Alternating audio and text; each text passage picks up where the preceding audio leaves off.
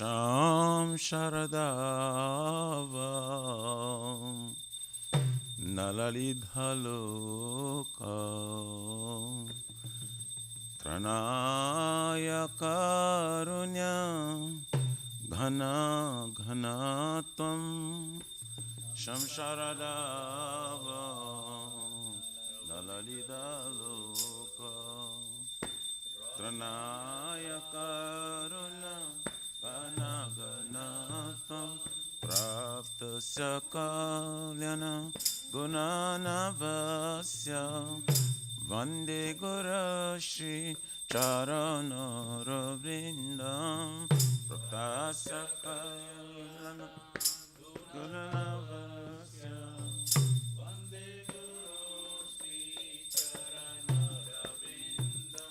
Vande Guru Shri Charanaravindam Vande Guru Shri Charanaravindam Vande Guru Shri Charanaravindam Vande Guru Shri Charanaravindam Mahaprabhu ki Tana Nitya Gita Vaditra Madhyam Manasura Sena Mahaprabhu ki Tana Nitya Gita Vaditra Madhyam Manasura Sena Romanchakam Pasru Taranga Bhajo Vande Guru Shri Charanaravindam Romanchakam Taranga Bhajo Vande Guru Shri Charanaravindam Shri Vigrahara Dhana Nityanana Shringarat Tana Mandiramajana Do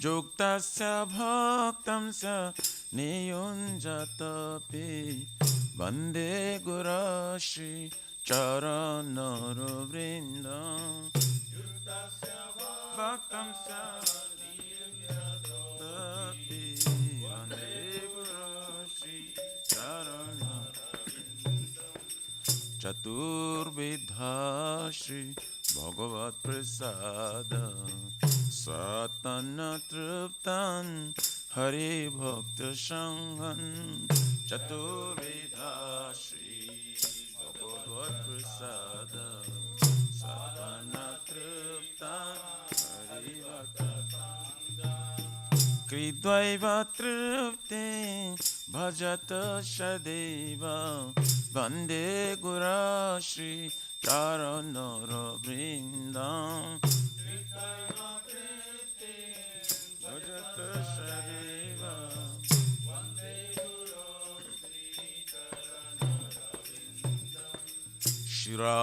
Shiradikama Dabayarapara Madhura Leela Gunarupa Namna Shiradikama Dabayarapara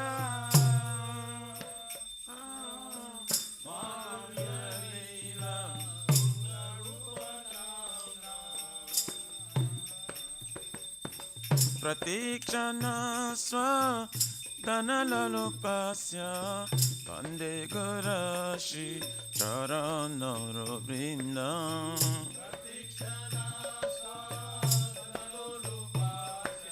Bande Guru Shri Charanara Vrinda. Ne kunjayono rati kelisidai jayali bheri jokte apekshaniya. Ne kunjayono rati kelisidai jayali bheri tatrati daksha atibalabhasya bande guru shri charanara vrinda.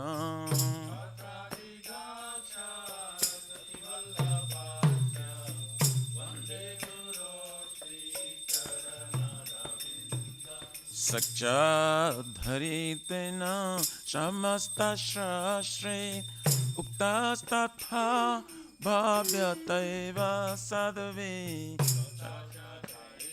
Dena samasta shastre uktastatha bhavyataiva sadve.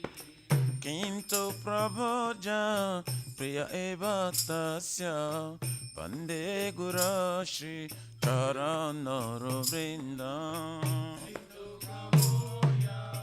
Priya eva tasya bande guru shri charanara vrinda. Yasya prasada bhagavat prasada. Yasya prasadam nagati kutapi. Yasya prasadam bhagavat prasadam. Yasya prasadam nagati kutapi. Yayam stuvam stasya yashastrin sandhyam bande guru shri charanara vrindam.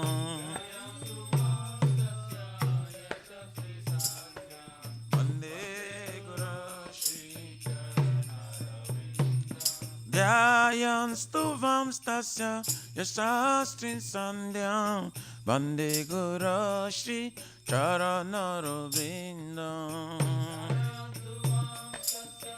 Yashastrin sandhyam bande guru shri charanara vrindam. Namo Vishnu padaya Krishna prishtaya bhutale Srimate Bhakti Vedanta Swami Niti Namine Namah. Vishnu Padaya Krishna Prestaya Bhutale Srimate Bhakti Vedanta Swami Niti Namaste Saraswati Deve Gauravani Pracharine Nirvishesha Shonavadi Pachatari Shatarine. Namaste Saraswati Deve Gauravani Pracharine Nirvishesha Shonavadi Pachatari Shatarine. Jaya Shri Krishna Chaitanya Prabhu Nityananda Shri Advaita Gadadhara Shivasari Gaura Bhakta Vrinda. Shri Chaitanya Prabhu Nityananda Nityananda Shri Advaita Gadadhara Shivasari Gaura Bhakta Vrinda.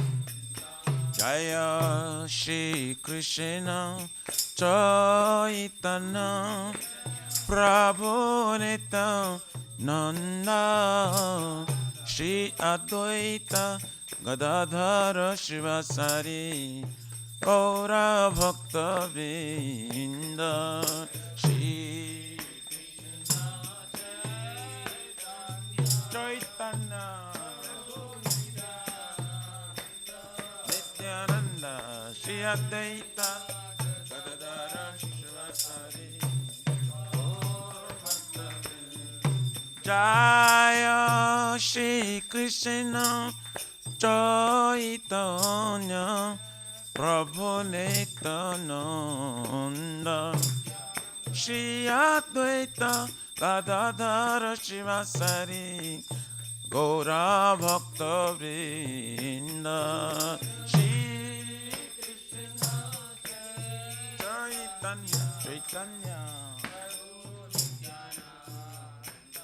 Nityananda Shri Advaita Gadadhara Shivasari Gaura Bhakta Vrinda Hare Krishna Hare Krishna Krishna Krishna Hare Hare Hare Rama Hare Rama Rama Rama Hare Hare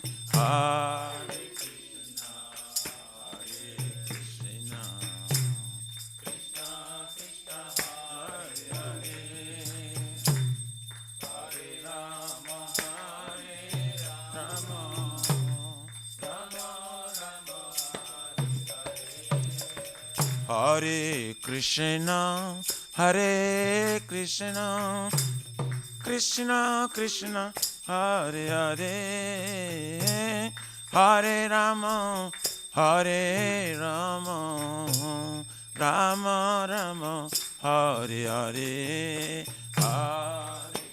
Krishna Hare Krishna Krishna Krishna Hare Hare Hare Rama Hare Rama Rama Rama Hare Hare Hare Krishna Hare Krishna Krishna Krishna Hare Hare Hare Rama Hare Rama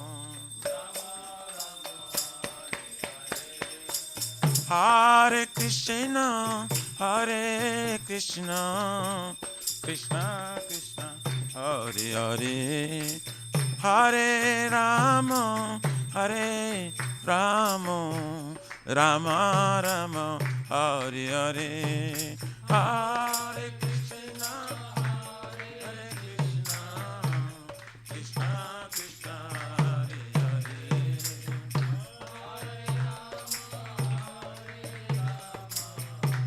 Rama Rama Hare Hare Hare Krishna Hare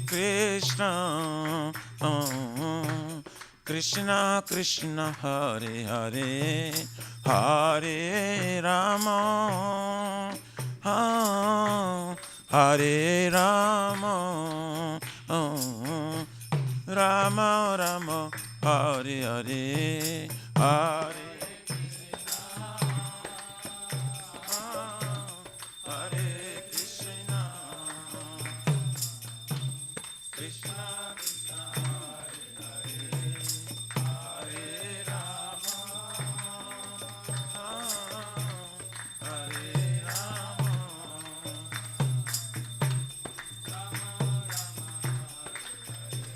Hariyaraya Nama Krishna Jadavaya Nama Jadavaya Madhavaya Keshavaya Namaha Gopal Govindaram Shrimadhusudan Giridhari Gopinath Madana Mohan Shri Chaitanya Nityananda Shri Advaita Sita Hari Guru Vaishnava Bhagavata Gita Shri Rupa Sanatan Bhatta Raguna Shri Jiva Gopala Bhatta Dasaraguna. Hare Krishna, Hare Krishna, Krishna Krishna, Hare Hare, Hare Rama, Hare Rama, Rama Rama, Hare Hare, Hare Krishna, Hare Krishna, Hare Hare, Hare Rama, Shri Radha Nila Madhav, Radha Nila Madhav, Radhe.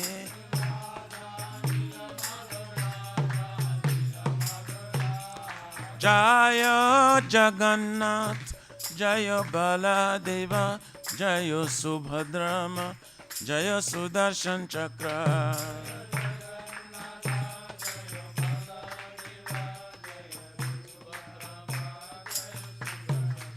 Jaya Sitaram, Jaya Sitaram, Sitaram, Jaya Lakshman Hanuman.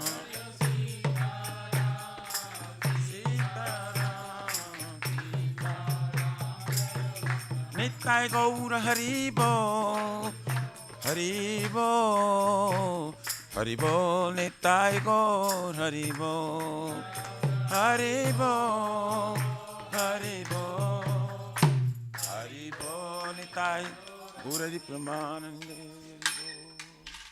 Jai Om Vishwapara Paramahansa Prabhajaka Acharya Ashtutara Sarasya Shimadi Skon Pratishta Bibiti Samstapakacharya Vaishnava Siramani Gaura Priyajana Krishna Prima Bhaktidatta Patita Pavana.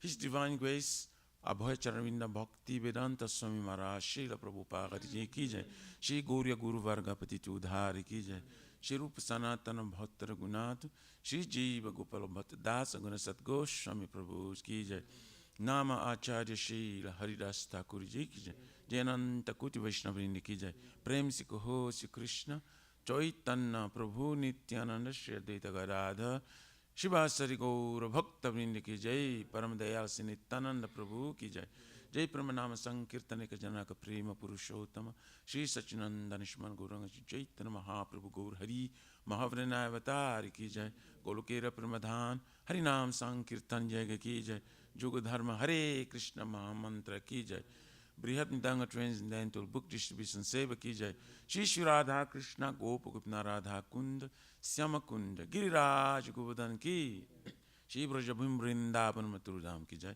Dear Lordship Shri Shri Radha Nila Madhava Ki Jai, Shri Shri Maya Purnavadip Eka Chakradham Ki Jai, Paramakaruna Shri Gaur Nitai Ki Jai, Shri Purushottama Ketra Jagannath Puri Dham Ki Jai, Shri Shri Jagannath Swami Baladev Prabhu, Srimati Subhadra Devi Sudarshan Chakra Bhagavan Ki Jai, Bhakti Sarva Vigna Vinashana Kanu Shingare Bhagavan Ki Jai, Jaganga Mai Jamuna Mai Ki Jai, Tulasi Maharani Vrindi Devi Bhakti Devi Ki Jai, Bolo Shri Maturadharani Ki Jai, Shamaveta Bhakta Vrindi Ki Jai, Nitai Gaurari Pramanande Haribo.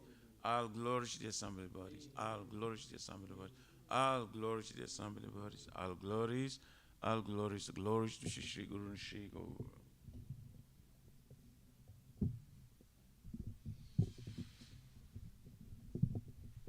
Dhananjay, you want to sing? You sing it? You sing it, yeah. You sing a prayer. You want to? Sure.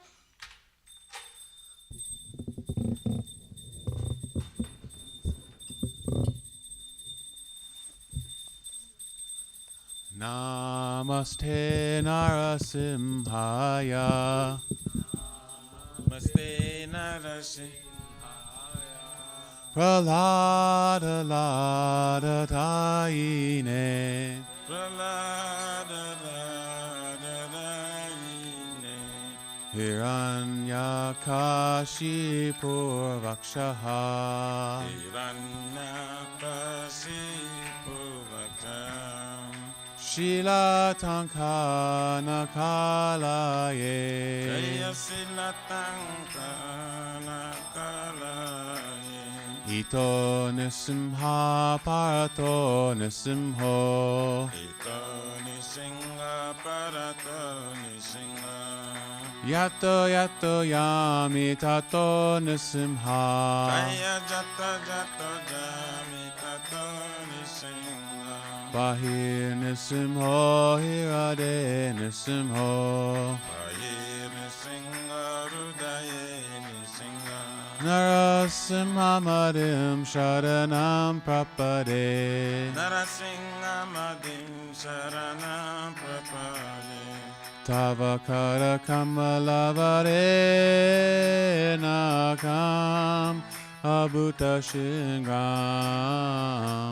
dalita hiranyakashipu tanubingram keshavadita narahari rupa jaya jagadisha hare Jaya Jagadisha Hare Jaya Jagadisha Hare Bhavakara Kamalavare Naka Arabhuta Shinga Dalita Iranakashipu Tanavenga Desavadita Narari Rupa Jai Jagadisha Hare Jai Jagadisha Hare Jai Jagadisha Hare Keshavadita Narahari Rupa Jaya Jagadisha Hare Jaya Jagadisha Hare Jaya Jagadisha Hare Jaya Keshavadita Narahari Rupa Jai Jagadisha Hare Jai Jagadisha Hare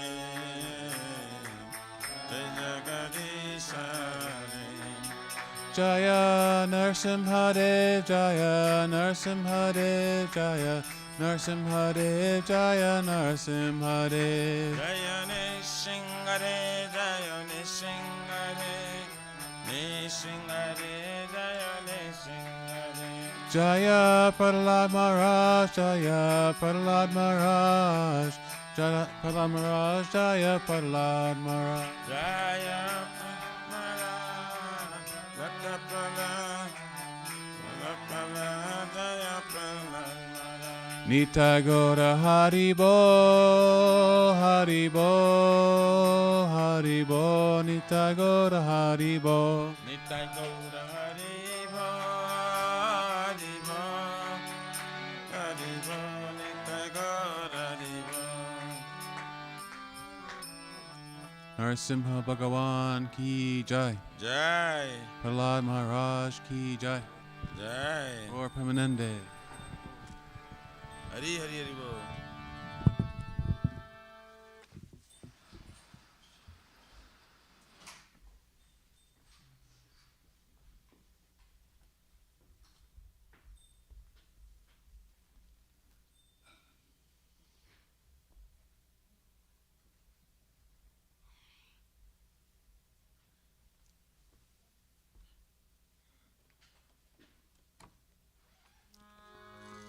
Shri Vrindai Tulasi Debai Priyayai Kesava Satya Vishnu Bhakti Praridevi Shatavatai Namo Namaha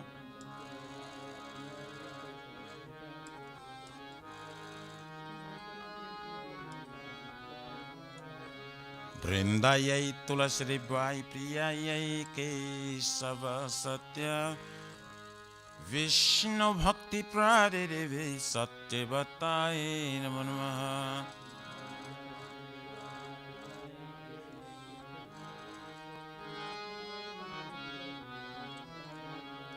Vrindayai Tulasi Devai Priyayai Kesava Satya Krishna Bhakti Pradidevi Satyavatai Namo Namaha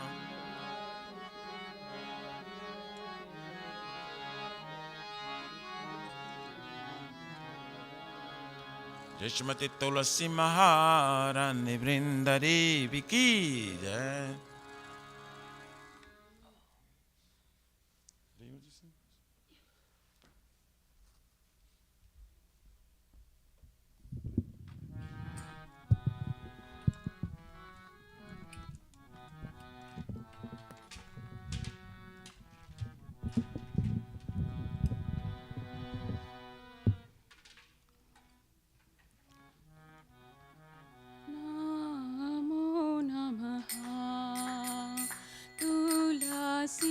Krishna Priyasi Namo Namaha Tulasi Krishna Priyasi Namo Namaha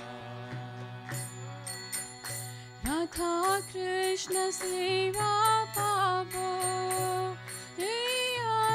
Abhilashi Radha Krishna Seva Pavo Abhilashi Radha Krishna Seva Pavo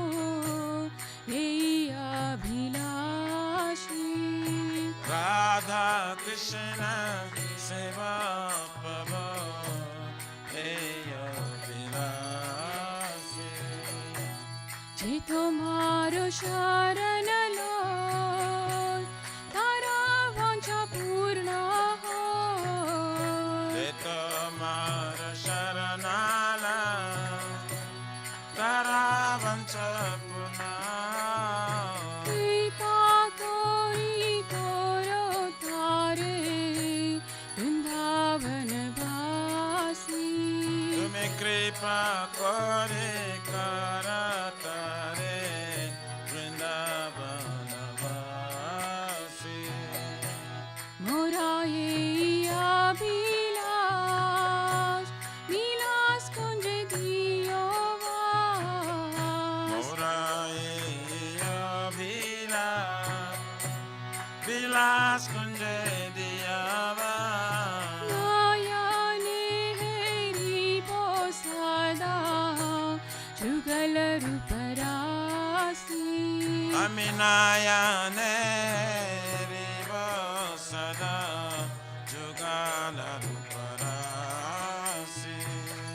nivedana dharo sakhiranu gata karo Nivedana dhara sakirano gata karo seva adhikara diye koro nij dasi Sevayadi karo diye karo nijadasi dina krishna dase ko ye jena mora ho Dina Krishna dase ko eye namora Shri Radha Govinda preme sada ena bhasi Shri Radha Govinda preme sada ena vasi Shri Radha Govinda preme sada ena bhasi Shri Radha Govinda preme sada ena vasi Namo Namaha Tulasi Krishna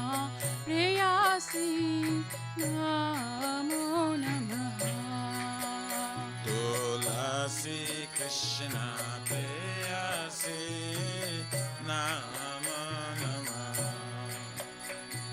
Yani Kani Cha Papani Brahma Hatyadikani Cha Tani Tani Pranashanti Pradakshina Pade Pade Yani Kani Sapapani Brahma Tarikani Sa Tani Tani Pranashanti Pradakshina Pade Pade Yani Kani Cha Papani Brahma Hatyadikani Cha Tani Tani Pranashanti Pradakshina Pade Pade Tani Kani Sapapani Brahma Tarikani Sa Tani Tani Pranashanti Pradakshina Pade Pade यानि कानि च पापानि ब्रह्महत्यादिकानि च तानि तानि प्रणश्यन्ति प्रदक्षिणा पदे पदे यानि कानि च पापानि ब्रह्महत्यादिकानि च तानि तानि प्रणश्यन्ति प्रदक्षिणा पदे पदे Hare Krishna, Krishna Krishna, Hare Hare, Hare Rama, Rama Rama, Hare Hare. Hare Krishna, Krishna Krishna, Hare Hare, Hare Rama, Rama Rama, Hare Hare. Hare Krishna, Krishna Krishna, Rama, Hare Rama, Rama Rama, Hare Hare. Hare Krishna, Krishna Krishna, Hare Hare, Hare Rama, Rama Rama, Hare Hare. Hare Krishna, Krishna Krishna, Hare Hare, Hare Rama, Rama Rama, Hare Hare. Hare Krishna, Krishna Krishna, Hare Hare, Hare Rama, Rama Rama, Hare Hare. Jaya Vrinde Devi, Jaya Vrinde Devi, Jaya Vrinde Devi, Jaya Vrinde Devi. Jaya Tulsi Devi,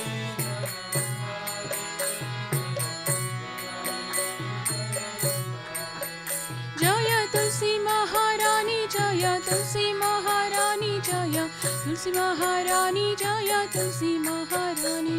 Jaya Tulsi Maharani, Jaya Tulsi Maharani, Tulsi Maharani, Jaya Tulsi Maharani. Nitai Gaura Hari Bol, Hari Bol, Hari Bol, Nitai Gaura Hari Bol. Nitai Gaura Hari Bol, Hari Bol, Hari Bol, Nitai Gaura Hari.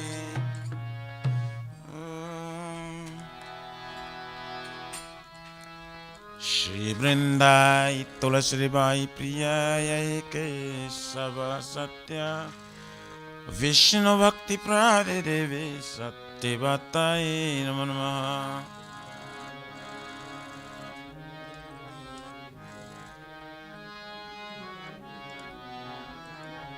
Vrindayai Tulasi Bai Priyaya Kesava Satya Vishnu Bhakti Prade Devi Satyavattai Namo Namaha.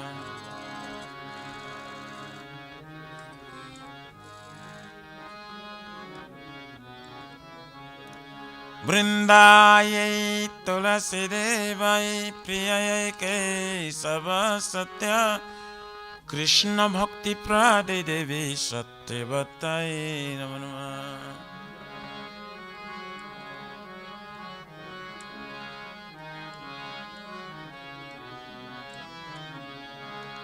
Jai Shrimati Tulasi Maharani Vrinda Devi Ki Jai.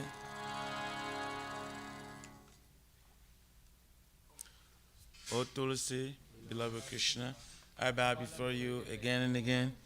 My desire to obtain the service of Shri Radha and Krishna. Wherever take shelter of you as wishes fulfilled, bestow your mercy upon him, you make him resident of Vrindavana. My desire is that you also grant me a residence in pleasure groves of Shri Vrindavan Dham. Thus, within my vision, I will always behold the beautiful pastimes of Radha and Krishna. I beg you to make me a follower of Kavadams of Raj.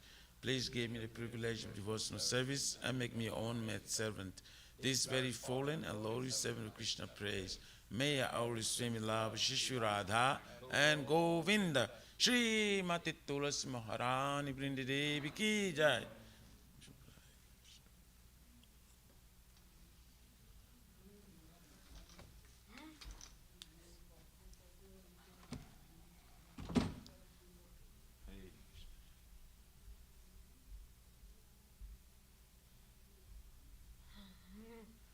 There are 10 offenses in matter of chanting the holy name of the Lord that should be avoided. They are as follows. 1. To blaspheme the devotees of dedicated life or propagating the holy name of the Lord. 2. To consider names of demigods of Lord Shiva, Lord Brahma to be equal to or independent of the name of Lord Vishnu. 3. To disobey the orders of the spiritual master. 4. To blaspheme the Vedic scriptures or scriptures and pursuance of Vedic version. 5. To consider the glories of chanting Hare Krishna to be imagination. 6. To give some interpretation to the holy name of the Lord. 7. To commit sinful activities on the strength of chanting the holy name. 8. To consider the chanting of Hare Krishna as one of the auspicious ritualistic activities which often Vedas as fruitive activities, karma kanda. 9. To instruct the faithless person by the glories of the holy name. And 10.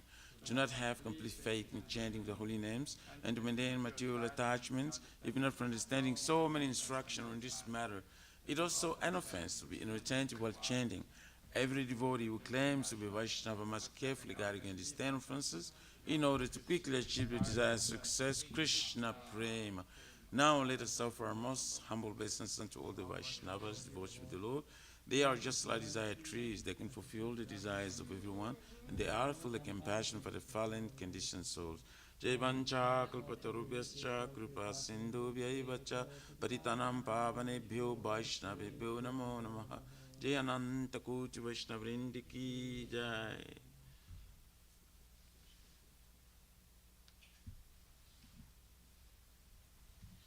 Shri Chaitanya Mahaprabhu Sikhyastakam Ki Jai.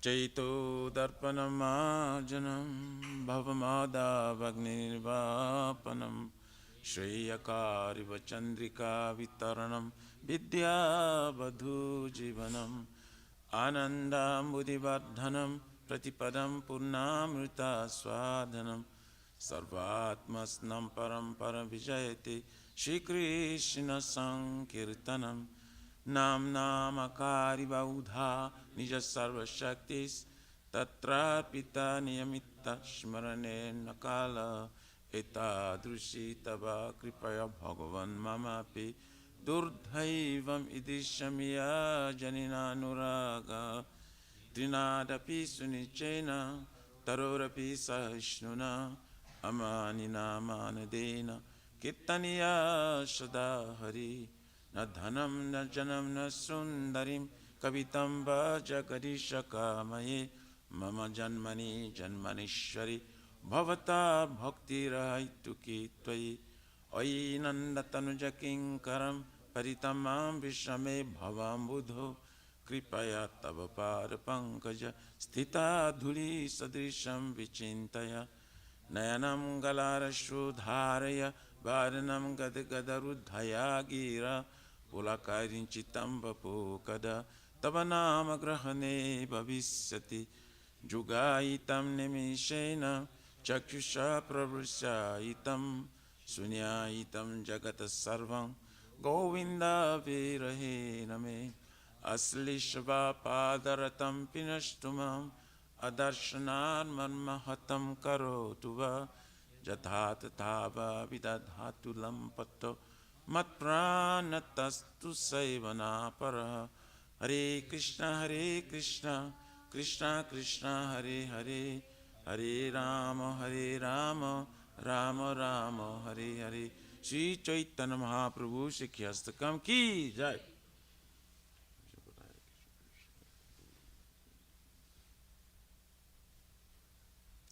Shri Guru Vandan Mangala Charan Ki Jai. Om Jnana-timirandasya Jnananjana-salakaya Chakshurmilitam Jena Tasmai Shri Gurave Namaha Shri Chaitanya Manavishtam Vinabhutali. Oh, translation. Sorry, we forgot translation. Sorry, guys. Jai. Translation of Shikyastakam. Thank you. Glory to the Shri Krishna Sankirtana, which cleanses the heart of the dust accumulated for years and extinguishes the fire of conditional life or repeated birth and death. This Sankirtan moment is the prime benediction for humanity at large, because it spreads the rays of the benediction moon. It is the life of all transcendental knowledge. It increases the ocean of transcendental bliss and enables us to fully taste the nectar for which we're always anxious. O my Lord, your holy name alone can render all benediction to living beings, and thus you have hundreds and millions of names like Krishna and Govinda. In these transcendental names, you have invested all your transcendental energies. There are not even hard and fast rules to chanting these names, O my Lord. Out of kindness, you enable us to easily approach you by holy names, but I'm so unfortunate that I have no attraction for them. Once you chant the holy name of the Lord in a humble state of mind, thinking oneself lower than straw in the street, one should be more tolerant than a tree, devoid of all sense of false prestige, and should be ready to offer all respect to others. In such a state of mind, one can chant the holy name of the Lord constantly.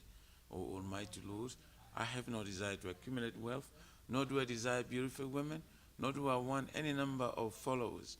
I only want your causeless devotional service, birth after birth. O son of Maharaj Nanda Krishna, I am your eternal servitor. Yet some or other I have fallen in this ocean of birth and death. Please pick me up from this ocean of death and place me as one of the atoms at your lotus feet. O my Lord, when will my eyes be decorated with tears of love, flowing constantly when I chant your holy name? When will my voice choke up, and will the hairs of my body stand on the end of the recitation of your name? Oh Govinda, feeling your separation, I am considering a moment to be like 12 years or more. Tears are flowing from my eyes like torrents of rain, and I'm feeling all vacant in the world in your absence. I know no one but Krishna as my Lord, and it should remain so, even if sandals me roughly by his embrace, or makes me broken-hearted by not being present before me. He is completely free to do anything and everything, for he is always my worshipful Lord unconditionally. Shri Chaitanya Mahaprabhu Sikyastakam Ki Jai.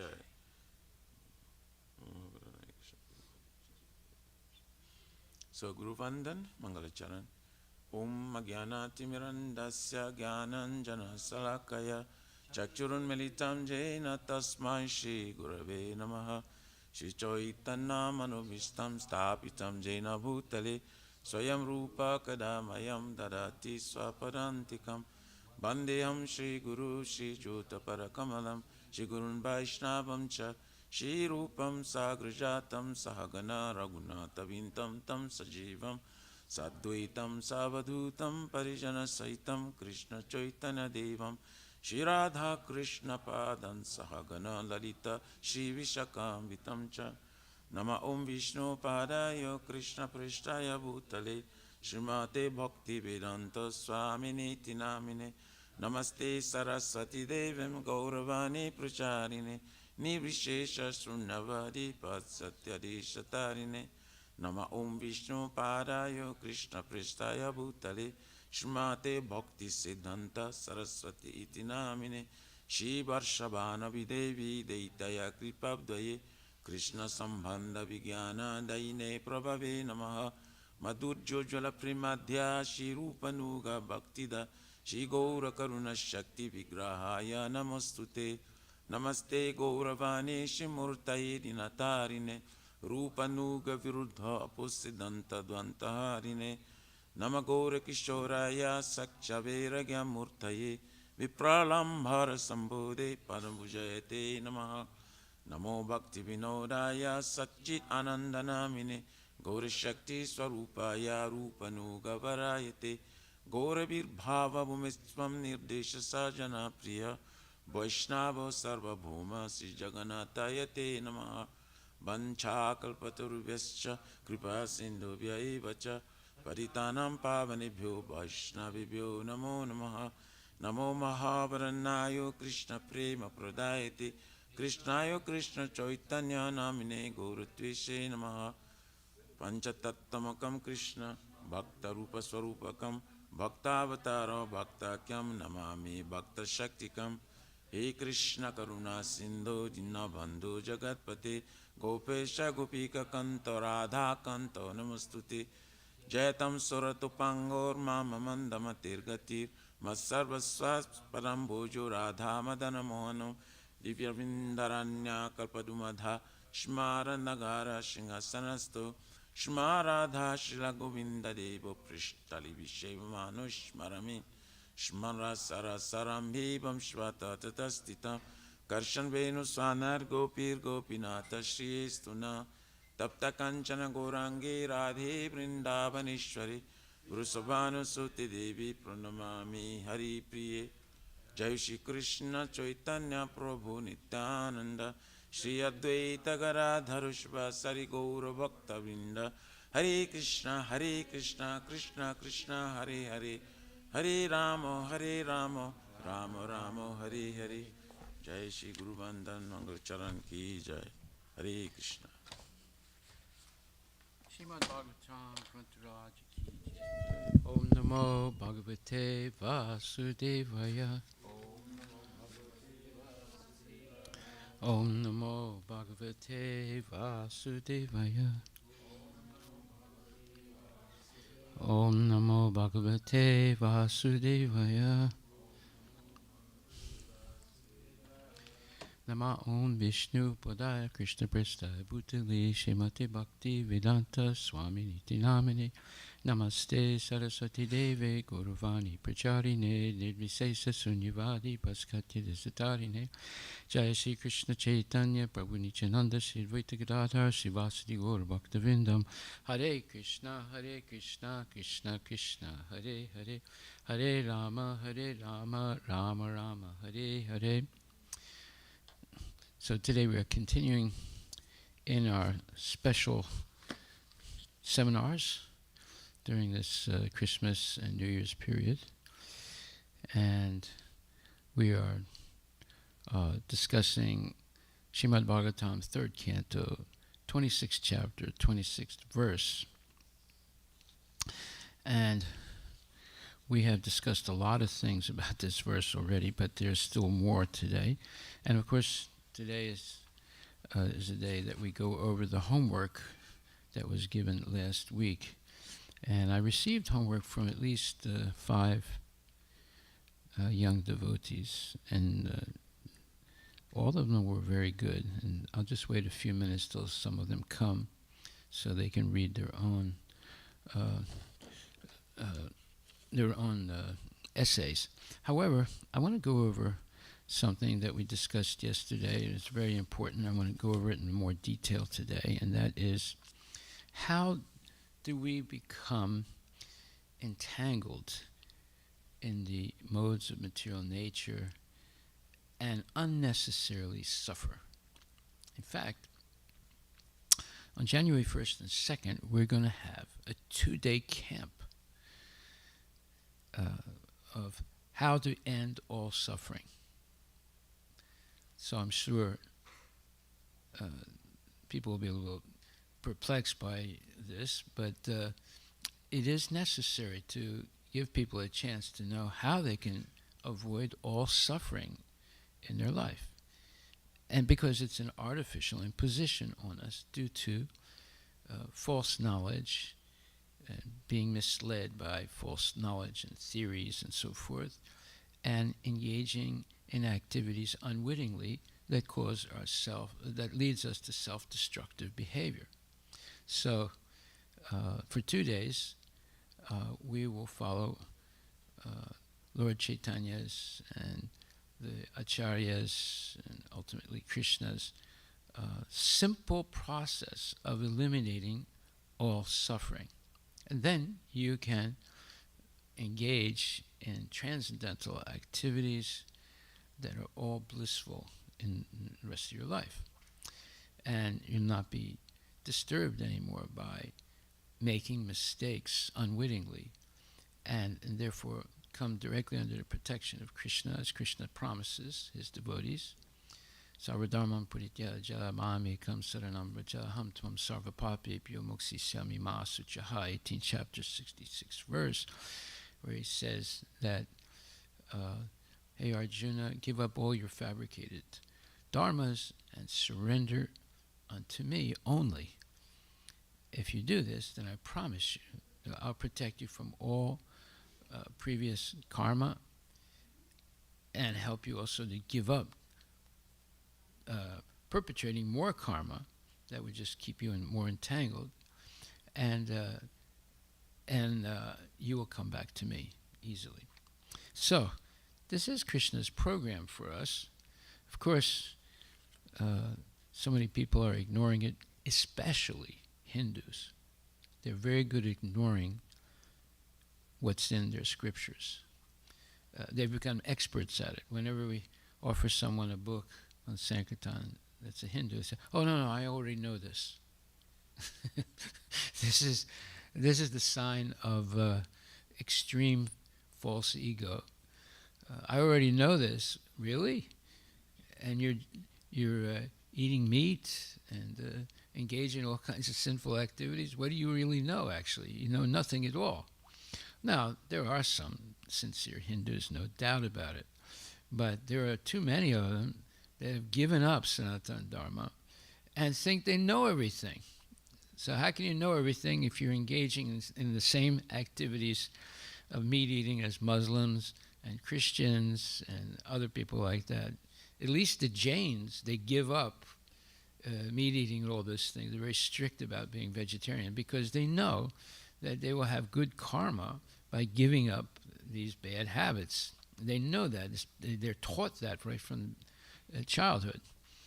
But the Hindus, for some reason or other, not all of them, of course, but many of them, for some reason or other now, they're imitating these other bad qualities.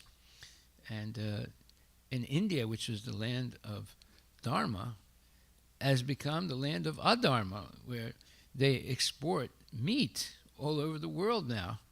They're one of the biggest exporters of beef around the world and other types of flesh. So there's something wrong, and it must be corrected. Otherwise, the politicians, the so-called scientists and philosophers are leading people into self-destructive behavior and very bad karma. And so somebody has to say something, and that's why Srila Prabhupada not only spread Krishna consciousness in America and Europe and Australia and other places, but he also went back to India and started spreading Krishna consciousness there. Now, if the land of Bharat, the land of Sanatana Dharma, becomes land of avidya, of ignorance, that'll be a devastation, because Lord Chaitanya and all great the Alvaras and all great gurus in the past, acharyas, and especially Krishna himself was, and Lord Ramachandra was appeared in not what's called India, but what's called Bharat. And if that land of Sanatana Dharma becomes contaminated by so much illicit activity, that would be a tragedy for the whole world, because India is the only light of knowledge that's existing today. And if that light is put out, it'll be darkness everywhere. So, therefore, yesterday we discussed, and I sent out the notes from that discussion, how to avoid unnecessary suffering and what is the genesis of that suffering. So we'll go over it again today, and I'm going to give some more information about it. So in the Nectar of Devotion, also in the Bhagavad Gita, also in the Srimad Bhagavatam, this subject is discussed at length. And when you go through these different sources, you see that there's layer upon layer of more depth of understanding the cause or genesis of falling down from the spiritual world and then being completely covered by ignorance and therefore unwittingly engaging in self-destructive behavior. So the the first point that's very important is to understand that there is such a thing as reincarnation. The Christians reject it, the Muslims, they reject it also for the most part. There are some small sects in Christianity and Islam that may accept it to a certain degree, but it's not really part of the traditional doctrine or traditional, let's say, as they say in Catholicism, anyway, it's not part of the mainstream religions, and the same with Judaism. There are some sects in Judaism that might talk about it also, and but in Vedic Dharma, there's no doubt about reincarnation. Why? Because there's emphatic emphasis on the fact that everyone has an eternal soul. All living entities, whether they're aquatics, whether they're plants, whether they're bugs and reptiles, whether they're birds, whether they're mammalians, or whether they're humans or demigods, everybody, everything living, including plants, has an eternal soul. And the process of evolution, as explained by Darwin, is wrong. But there is evolution. There's an evolution of consciousness, not of bodies. All the bodies are created almost simultaneously in the beginning of creation by Lord Brahma and the what you would call the Prajapatis. And then, but then, based on people's previous karma and the previous creation, they appear in these different species. There's 8,400,000 different species in the universe, not just on the Earth. But the Vedas talk about the whole universe. They don't talk about just the Earth. All over the universe, there are 8,400,000 species. And therefore, then begins again what you would call the evolution of consciousness. Just like you see so many advertisements today of a new neighborhood of houses that are built, and they all have different names, right? Now people who want to buy a house, they go to those new houses that were built according to what they can afford. Now, you have houses that are cheaper. They used to be cheaper in Bothell, but now they've become just as expensive as in Sammamish. But there are other places like Black Diamond where the houses are still cheaper. So if you can't afford the houses in Sammamish or now Bothell, then you would go to another place where you can afford to buy a house, and then you're satisfied with that. And then if your economic state improves, then if you want to move away from that far away place to a closer place, then you can afford it now. So in the same way, there is the same way as people, all the houses are there, but you can choose the one that you can afford. In the same way, according to our karma, we can get one of the 8,400,000 species of body, and then begin this slow and gradual process of improving our consciousness on the level of the aquatics, the plants, the insects and reptiles, the birds, the mammalians, and all that happens automatically. It's controlled. But on the level of human beings, there is what you would call limited free will. And what is the limit of our free will? Either we accept Krishna's instructions or we reject them. If we accept Krishna's instructions, then we continue our forward movement of developing better and better consciousness right up to the point where we can go back to Godhead and be liberated completely from the cycle of birth and death and all suffering. But if we choose not to in the human form of life, then it is very possible and almost sure that we go back down again into the cycle of automatic conscious elevation. That means we get bodies either as mammals or birds or insects or reptiles or plants or fish.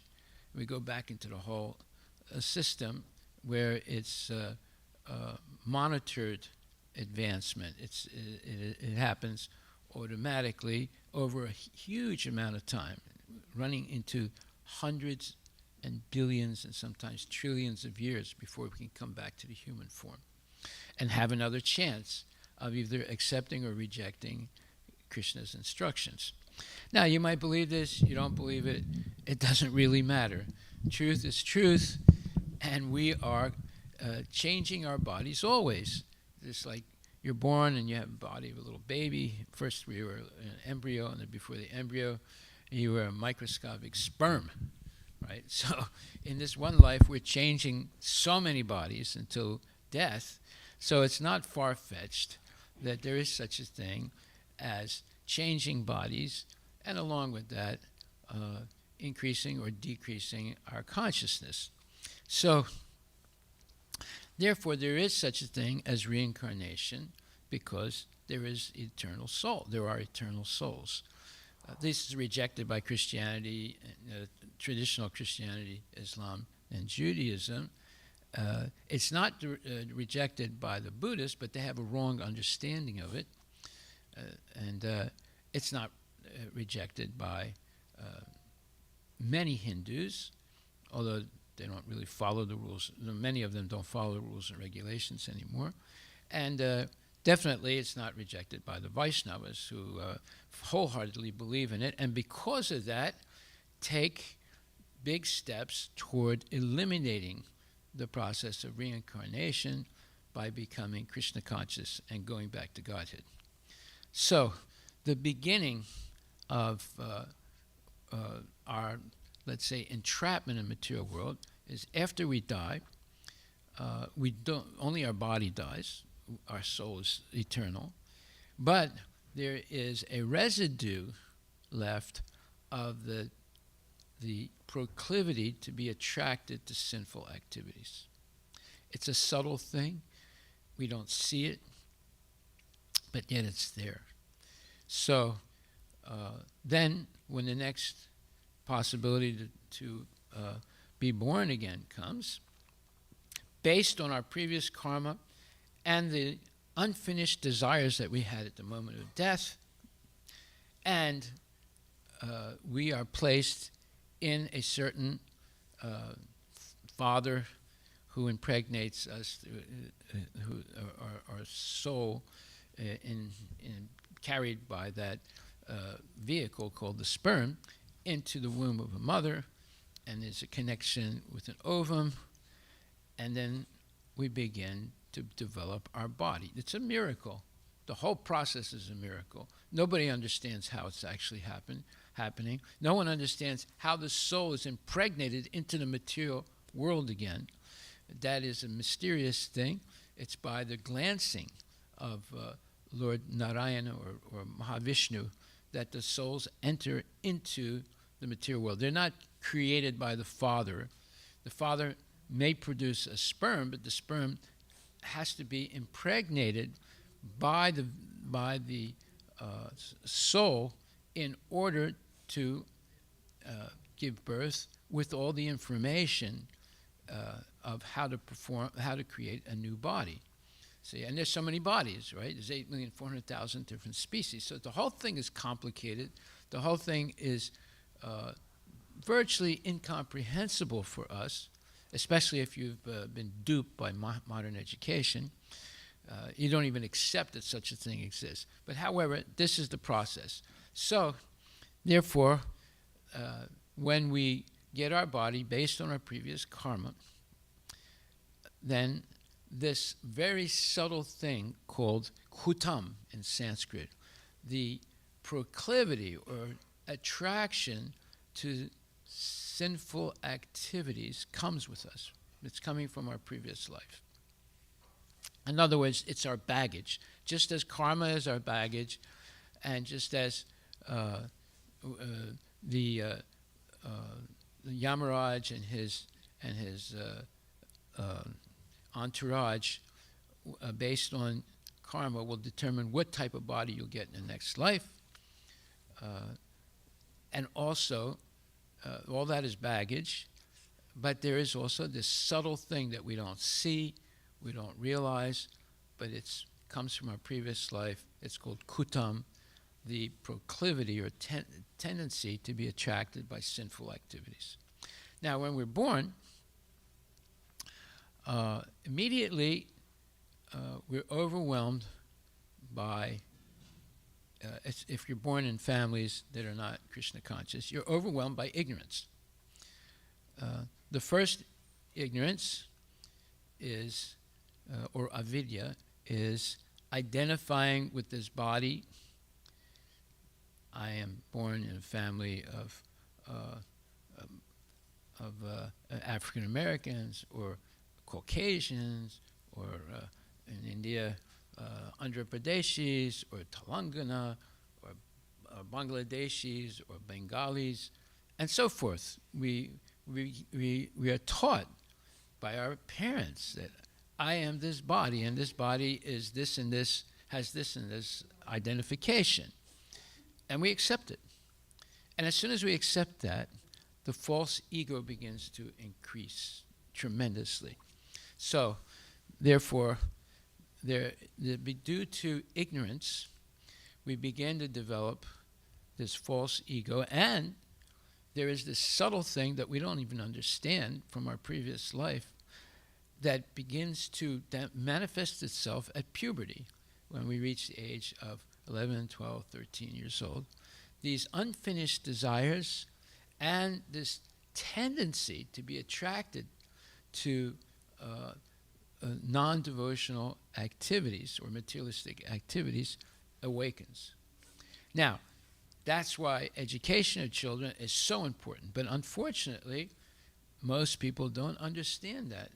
And they send their kids to these schools where all these false identifications, all these misconceptions are amplified on steroids, so that they're completely confused of who they are. And in the rest of their life, they're trying to figure out who they are.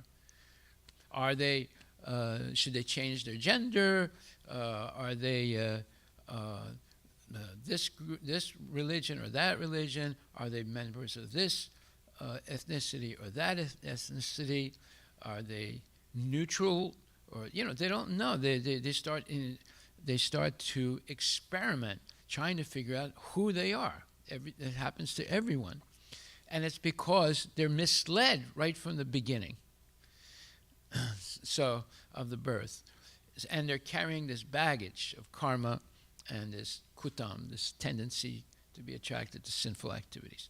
So then, and all this is ignorance. And then ignorance leads to bijam. Bijam is the seed of materialistic life. So now we can see something. It's a seed. Just like if you have a seed in your hand, you see something. It is containing so much information, right? Like one is the seed of a cauliflower. Another one is the seed of a tomato. Another one is the seed of materialistic life. You see? So now there's a seed. It's called bijam.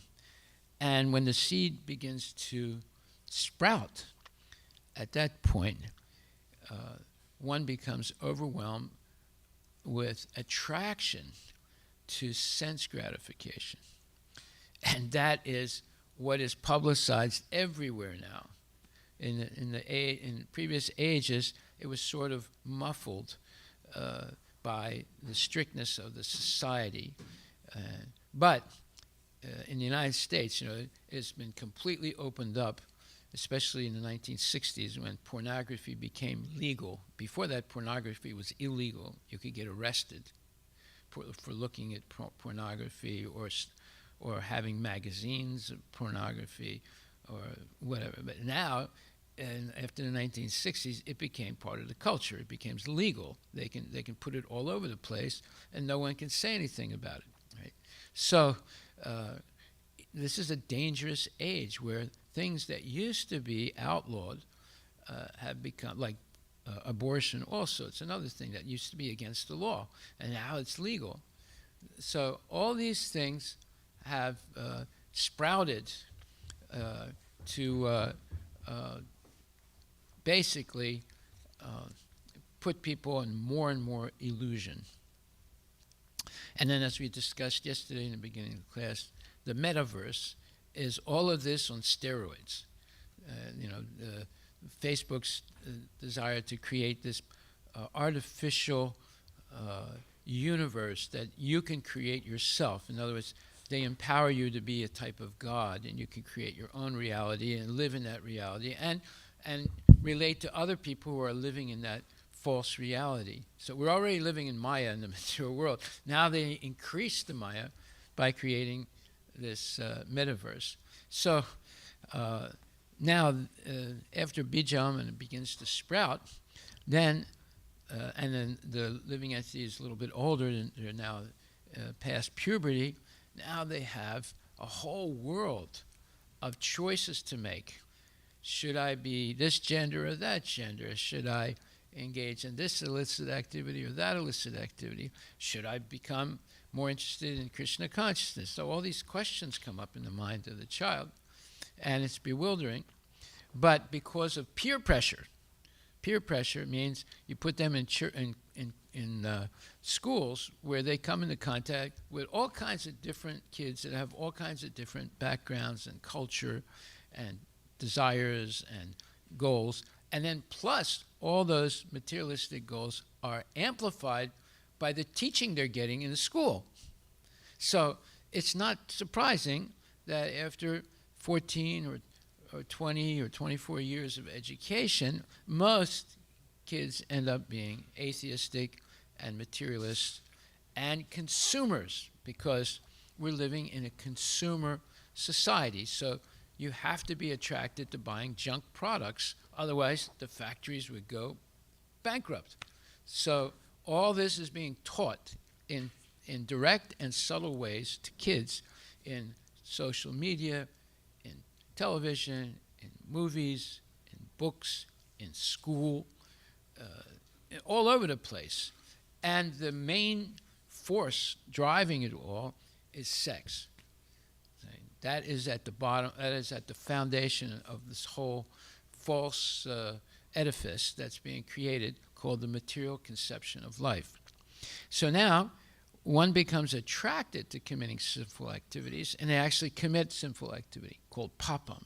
As soon as they engage in papam, then what happens? They have now generated more karma. And so now it becomes more complicated. It's not only the previous karma, now they're having new karma. And at first, the reactions to the papam, the sinful activity, may not be manifest. So it's called a state called aparabdha. It's an unmanifest state of sinful reactions or karma. But as time goes on, and also the multiplication of the papams, eventually there's an overwhelming development, because if you begin, like let's say the first time someone convinces you to smoke a cigarette and you inhale it, you start choking, your eyes start tearing, you think you're going to die, right? But by continual association with people that smoke, then little by little you get used to smoking. And now you take real big puffs, and you're proud to be able to breathe in all that smoke that makes your lungs black, and then exhale it as if it's cool.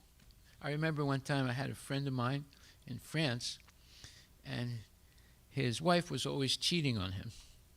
So one day I asked him, I said, "How come you were attracted to marry that lady?" He said, "Oh, that's a long story." I said, "Well, give me the short version of it." He said, "Well, one day I walked into this bar, and there was this lady sitting on a bar stool drinking a martini, and she had a cigarette hanging out of the side of her mouth, and the smoke was going up into one of her eyes, and she kept blinking her eye, and she was tearing a little bit. I said, so what? What is that all about? He said, well, my grandmom used to do that. She didn't drink the martini, but she would smoke in the kitchen, and then she would put the cigarette on one side of her mouth, and the smoke would go into one eye, and she would tear. So she reminded me of my grandmom. That's why I married her. So that was his explanation of why he married this lady who was always cheating on him. See? And it ruined his life, right? And he ruined her life also. So here we see crazy things by association. And so these type of visionary things in movies and in real life influence people in very strange ways, and they make very strange decisions based on these images that they've let enter their mind in such a way that it impresses them or influences them. See, these are the functions. This is Maya's function. She's there to give us all kinds of possibilities through imagery, through experience, through imagination. Just like when you dream, when you went to Mount Rainier and you saw the snow, and then later on you went to a jewelry shop and bought a gold ring. But now when you're dreaming, you dream of a golden mountain by association, you see, because you bought the gold ring and you also visited Mount Rainier, and now in your mind you put them together in a scrambled way, and now you're seeing a golden mountain. Now, why are you seeing a golden mountain? Because there are golden mountains somewhere in the universe. That's why. If there were no golden mountains, you would not be able to imagine them. But because there are golden mountains somewhere in the universe, just like there's an ocean of oil and there's an ocean of milk and there's an ocean of salt water, we see the saltwater ocean. We don't see this milk ocean. But there is a milk ocean in the universe.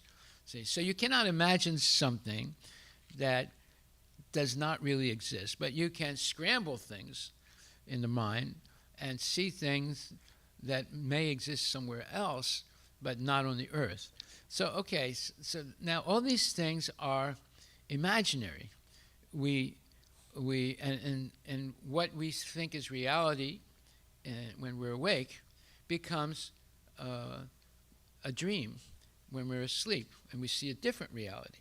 Now we're seeing two realities, one in our dream state and one in our waking state.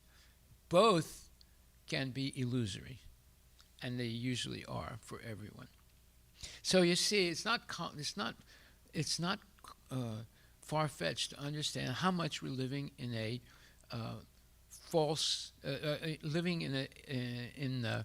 a place of illusion, and when we believe that the illusion is true, we act in a delusional way, and it's usually self-destructive. Okay, so now the papam increases, and instead of being aparabdha, it becomes parabdha. It becomes manifest first in a subtle way by feeling anxiety, fear, anger, lust, greed, illusion, envy, and so forth. These type of feelings that we get. And then that's the beginning of karma that's manifested in these subtle ways. And then it advances to actually, we are already feeling all these things, which are negative, panic attacks and so forth, and uncertainty about the future, what's going to happen, is Kim Jong-un going to put a ballistic missile on Seattle, because he has ballistic missiles and rockets that can reach Seattle now. Are we all going to get blown up? Or is it Putin that's going to do it? So, people are in anxiety. And when you get in anxiety, you do strange things. Anyway, and now it advances to manifested, not subtle feelings, but manifested results of karma, such as congenital diseases, such as financial difficulties, such as family difficulties, such as loss of job, poverty, sickness, and eventually divorce. All these things start happening, and one becomes really defeated and very negative in life and bitter.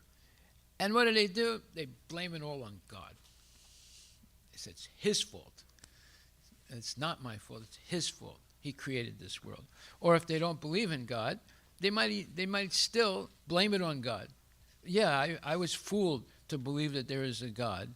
And what kind of God is he? He's a mean God, right? So this says, or they can get so illusioned that they say, well, I want to be God, right? So now we go the opposite way. They want to be God. So then they start associating with people that teach you how to become God. Of course, it's impossible, but there are people that are teaching you how to be God, like the Mayavadis and others.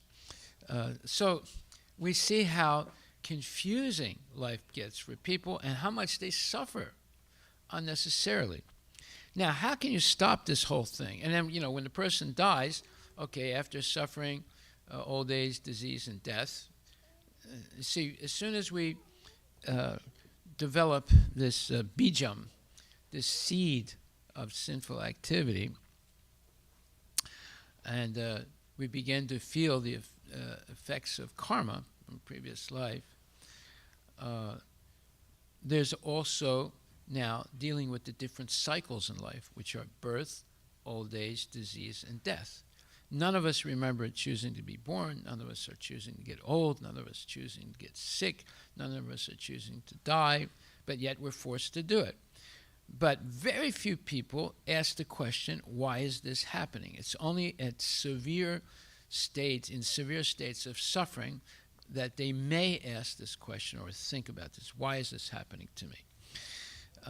And that could be the beginning of the solution to the whole problem if you can approach a person who's a bona fide devotee of Krishna, who's practicing the rules and regulations of Krishna consciousness without fail, and who is chanting Hare Krishna. Such a person who regularly hears Bhagavad Gita and Srimad Bhagavatam, as we're doing, is able to explain this whole dilemma and how to get out of it. Right? Then there's a hope for the people who are suffering to end the process of suffering and go back to Godhead, where they belong and where we came from. We all came from Krishna originally, but we walked away voluntarily. And now we're stuck in this terrible situation of birth, death, old age, and disease, and repetition of it over and over again in different species. But there is a way to get out of it. But it only can happen in the human form of life. And in the human form of life, you have to have a civilized form. What is a civilized human form? That is, people who actually follow rules and regulations of spiritual life. They are civilized. The uncivilized human beings are the ones that are unregulated. They eat at any time, they sleep at any time, they wake up at any time, they do anything they want to do. They don't believe in God, they believe in themselves and whatever they think is right. They just like the Nazis, they thought it was right to kill certain types of ethnicities and religious people and so forth. They thought it was moral to do this. So they make up their own rules and regulations. So those people are uncivilized. And the civilized people accept Krishna's or God's rules and regulations and follow them. It can be in Christianity, it can be in Islam, it can be in Judaism, it can be in Buddhism, it can be in Sikhism, it can be in Jainism. They accept some type of rules and regulations that are more or less moral or ethical or religious. You can accept moral, ethical principles without religion also, right? But it doesn't mean it's better than accepting the religion. It just means that you can alleviate a little bit your suffering by acting morally or ethically. But it doesn't solve the problem of birth and death. Nor does materialistic following of religion solve the problem of birth and death, but it can alleviate to a certain degree your suffering. We're talking about completely eliminating suffering because it's unnecessary. It's only due to this avidya, or ignorance, and the baggage that we're carrying from previous lives. Okay, so then you die, and now you have the kutam again, this tendency to be attracted to sinful activity. So now, Sanmukh, you did your homework, right? And Shrista did her homework. And who else? There are other people that did their homework. Anyway, why don't you start, Sanmukh? You read your homework. Now, the homework was 3 different things. Number 1 was to explain what are the unique qualities of Krishna, as much as you know. And I gave you a hint of 3 things. That is Sadashvarya and Asta Shakti and Asta Guna. These are 3 unique qualities of Krishna, and there's many more also, but those were the 3 I gave you a hint about. So you have your book, you have your, yeah. So you read now.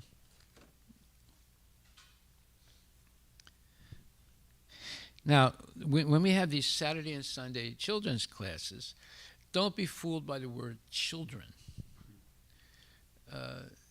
This is something that what we insist on here is that the parents learn with their kids.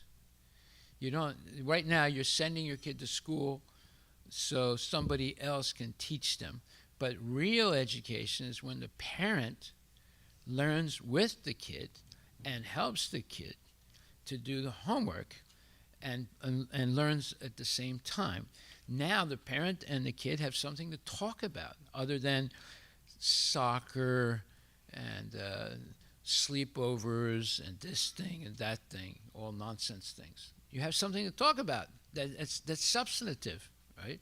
And you're also learning, and you're also being a participant in the education of your child. This is real education, not this phony education. You send them to a school where they're exposed to 2,000 or 3,000 other kids that all have maybe different types of culture, different types of beliefs, and the teachers who are actually demons, who are meat eaters and gamblers or whatever, and you don't know what your kid is learning. And then later on, after 14 years of education like that, one day your kid say, "Hey, Mom, don't ask me to do J-Karo anymore. I don't believe in God."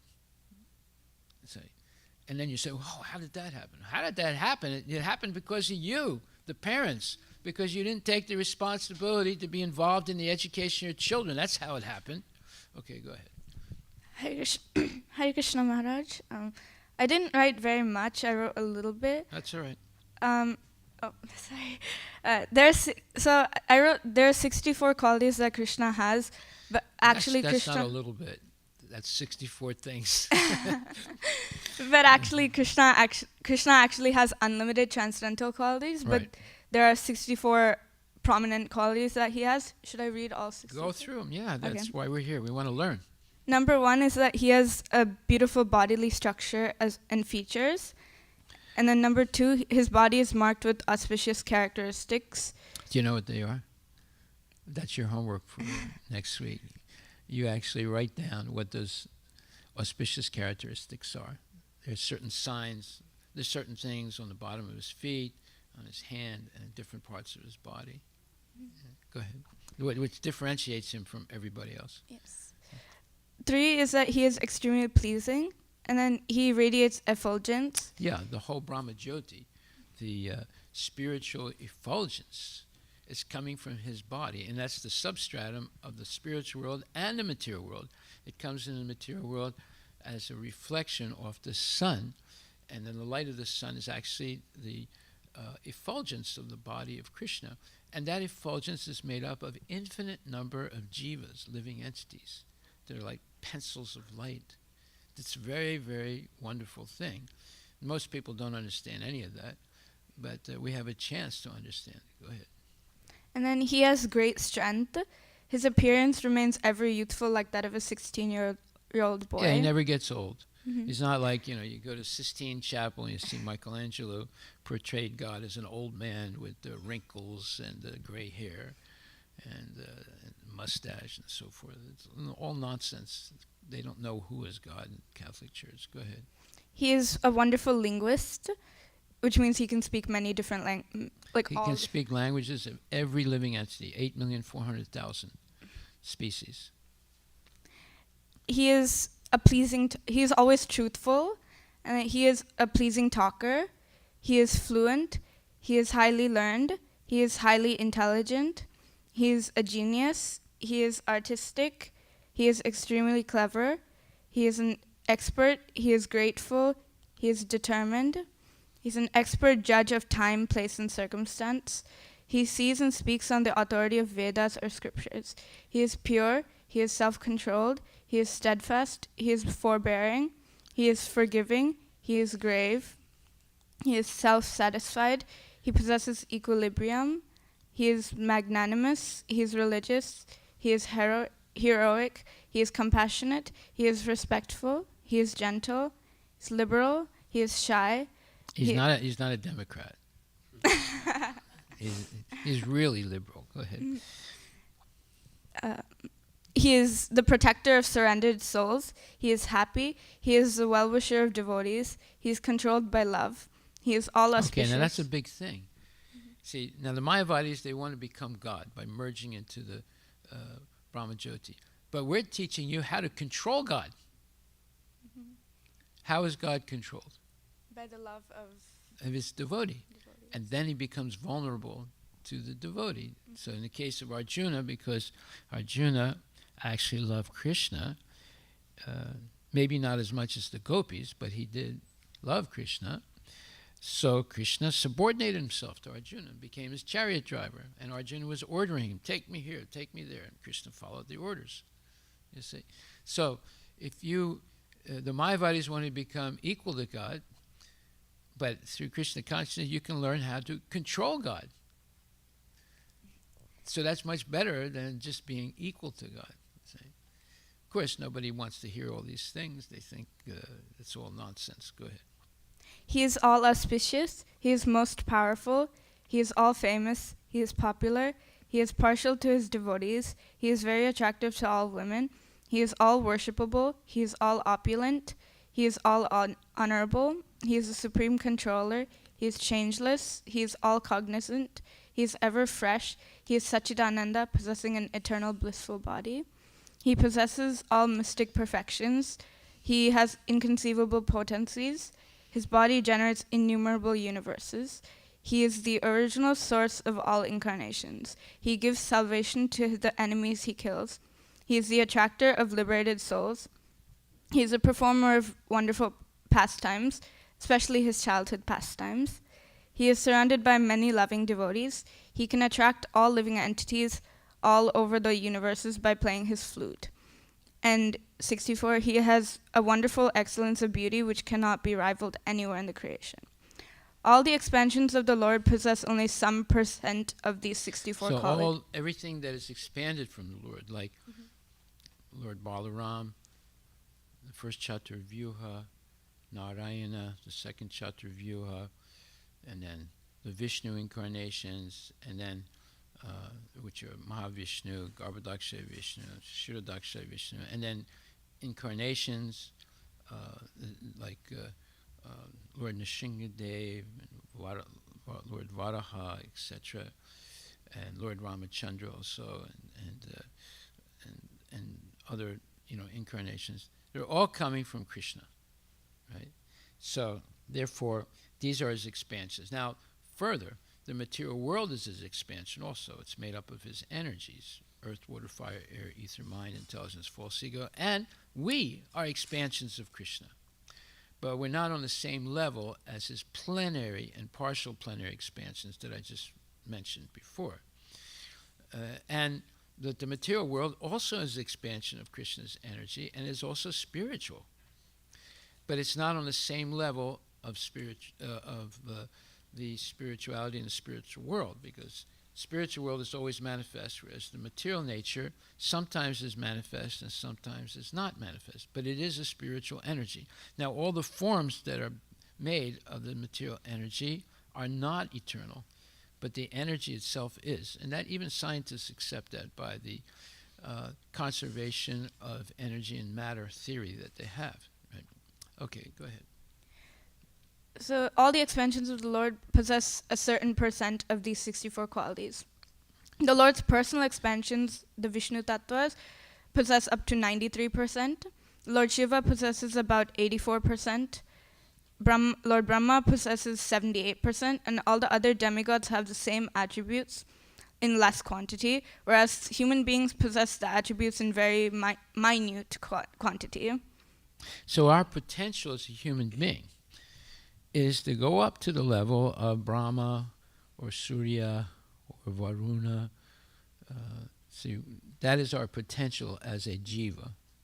Well, all those big demigods are actually jivas like us, but they evolved through Krishna consciousness. Now, they're not perfect because they still have the desire to dominate, but if they prosecute that, or if they execute that desire to dominate correctly without deviating from Krishna's instructions, then they go back to Godhead. And they get rid of that last thing that is holding them in the material world. So we don't realize, as I said many times, what is our real potential as a human being. We can have up to 78% of Krishna's transcendental qualities. Okay, go ahead. Krishna has 6 main opulences, all wealth, fame, beauty, knowledge, strength, and renunciation. So that is the Sad Aishwarya. Yeah. No one is greater than or equal to Krishna in these 6 opulences. He is also full with the 8 transcendental qualities, or Ashtagunas. The first of Krishna's 8 transcendental qualities is that he is always untouched by the contamination of material existence. Just as the sun is never polluted by any contamination, the Supreme Lord is never polluted by any sinful activity. And the 8 kinds of mystic he is also full with the 8 kinds of mystic perfections, Ashtasiddhis, namely Anima Siddhi, Lagima Siddhi, Prapti Siddhi, Mahima Siddhi, Ishitva Siddhi, Vasitva Siddhi, Prakamya Siddhi, and Kama Vasaita Siddhi. Very good. Thank you very much. Hare Krishna. Very well done.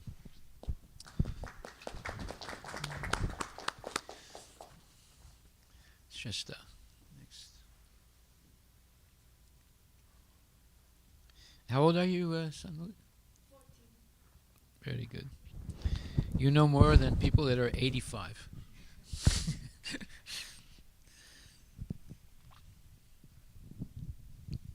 Hare Krishna Maharaj. Haribol. So the first homework was to describe the unique qualities of the Lord and distinguish him from others.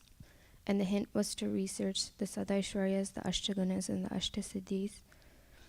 And then the next homework was to look up the explanation of the illusory shadows in Plato's Republic and explain what they mean.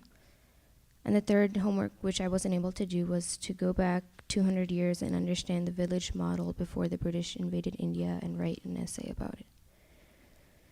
So homework 1, which is describing the unique qualities of the Lord. So Sadaishwarya means the 6 opulences or riches. The 6 opulences of the Lord are described on page 680 of the Krishna book in the chapter Prayers by the Personified Vedas. The Lord possesses all of these opulences at the fullest: beauty, knowledge, renunciation, fame, wealth, and strength. Then Ashtagunas, which are the 8 qualities, the 8 special qualities of the Lord. First, he is always untouched by the modes of material nature. Second, he was never born and he will never die. Third, he never forgets anything and he is aware of everything. Fourth, he is not polluted by sinful activities. Fifth, he is never subject to lamentation and hankering. Sixth, he is never thirsty or hungry and is always fulfilled. Seventh, since he is the Supreme Personality, whatever he does is ultimately correct. And 8, whatever Krishna desires cannot be changed. And then Ashtasiddhis are the 8 yogic perfections. Only the Supreme Personality possesses all of these perfections fully. So there's Anima, which means smaller than the smallest, Laghima, which means lighter than the lightest. Mahima is bigger than the biggest. Prapti means that he can reach anywhere and take whatever he wants. Prakanya means that he can achieve whatever desire he has. Isitva means he can control any energy he wants. And Kamarasayita means that he has the ability to create a universe. Okay, those are only 7. Did you notice that? The one you missed was this Anima, Laghima, Mahima, and Garima. Garima means he becomes heavier than the heaviest. Garima. Oh. That's all right. You can just add that. Garima. So then I found a couple more qualities of Krishna from Bhagavad Gita. So from Bhagavad Gita 4th chapter 5th verse, we learn 4th that chapter, 5th verse. 5th verse. We learn that Krishna remembers all of his incarnations. Krishna is absolute. Krishna is infallible. Krishna is never born. Krishna is the oldest, yet he is always appearing young. Krishna is always situated in his various incarnations. Krishna has various incarnations, yet remains as one. Krishna never forgets himself even when he is in contact of the material nature, and Krishna is eternal. And then I put a note saying that one may argue that the living entity is eternal like the Lord, and therefore they are equal. That is a wrong statement, because what differentiates the Lord and the living entity is that the Lord never forgets at any instance. Yeah, he remembers all his past appearances, whereas we, as soon as we die, we forget the past. And when we're born, to give us a chance to not be forced to surrender to God, that's why we forget, so that we have a new chance to actually demonstrate that we have love for God. If we remember everything we did in previous lives, we'd be forced to surrender to God, right? Because we would see all the suffering that we went through. So we have to, the only way we can understand that is when we suffer now, and then we can begin to understand that we have bad karma. Right? Most people don't understand that, but some people try and find out, why am I suffering now? And it's due to bad karma from previous lives. So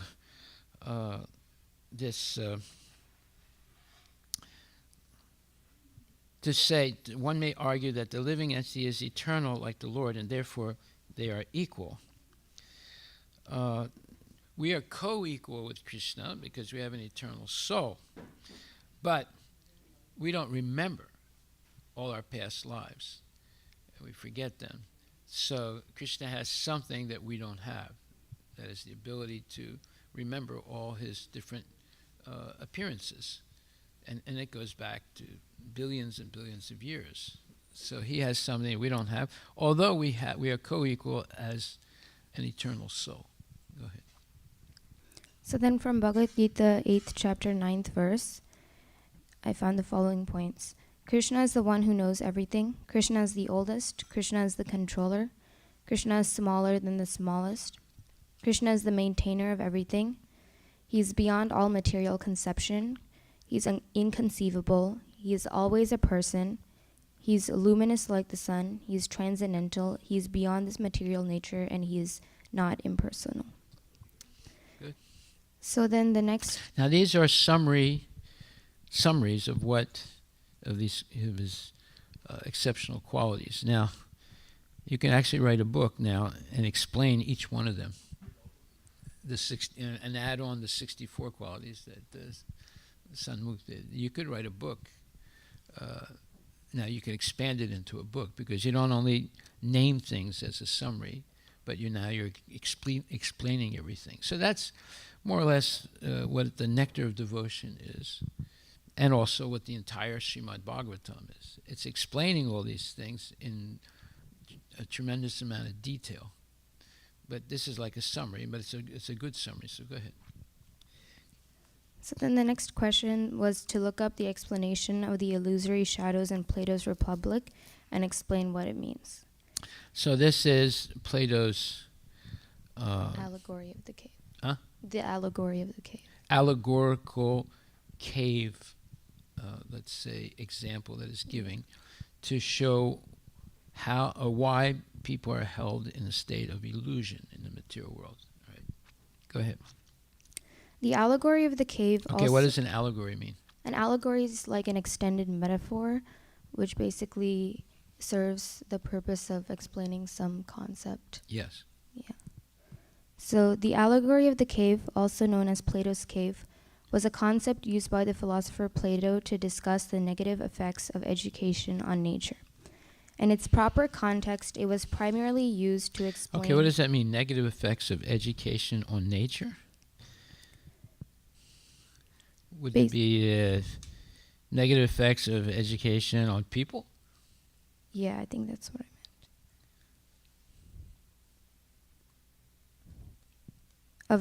Of the material education on people. Yeah, false education or Yeah. material education on people. Go ahead. So it was a concept used by the philosopher Plato to discuss the negative effects of material education on people.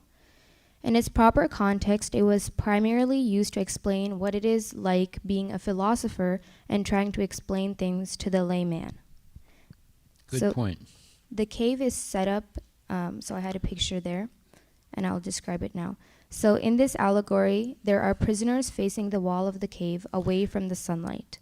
Their backs are facing the opening of the cave, and they are unable to turn around since they are shackled. And instead, they are able to see a glimpse of the light on the wall of the cave that they are facing. So shadows are cast onto that wall by the puppet show performers. And after being stuck in the cave for the entirety of their lives and being unable to see the real sunlight, the prisoners associate all knowledge with the shadows on the wall. For example, they think that what is actually the shadow of a dog is really a dog itself. Now this story comes alive when one of the prisoners is unshackled. The prisoner is turned around and taken out of the cave by the philosopher, who tries to explain that everything outside is what is real. The philosopher shows the prisoner the real perfect forms of the world. In the real world, he shows the perfect bird, the perfect man, the perfect tree, etc. The prisoner, however, being accustomed to the shadows on the wall, could not believe his eyes and actually preferred to go back into the cave. Plato's cave is a great example that proves that many people are comfortable and accustomed to their own ignorance. The allegory of the cave gets the characteristics of a conditioned soul correct, but the description of the spiritual world, the world outside the cave, is incomplete. In Srimad Bhagavatam, the full picture is explained.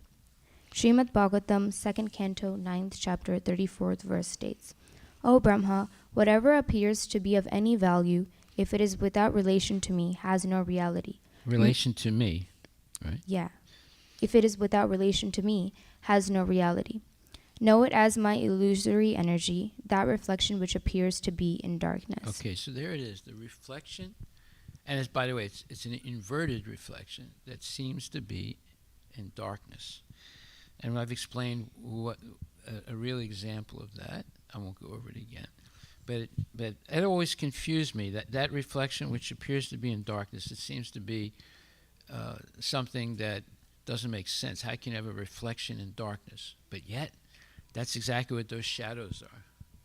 It's a reflection in darkness. But more significantly is when at nighttime, if you're driving a car and there's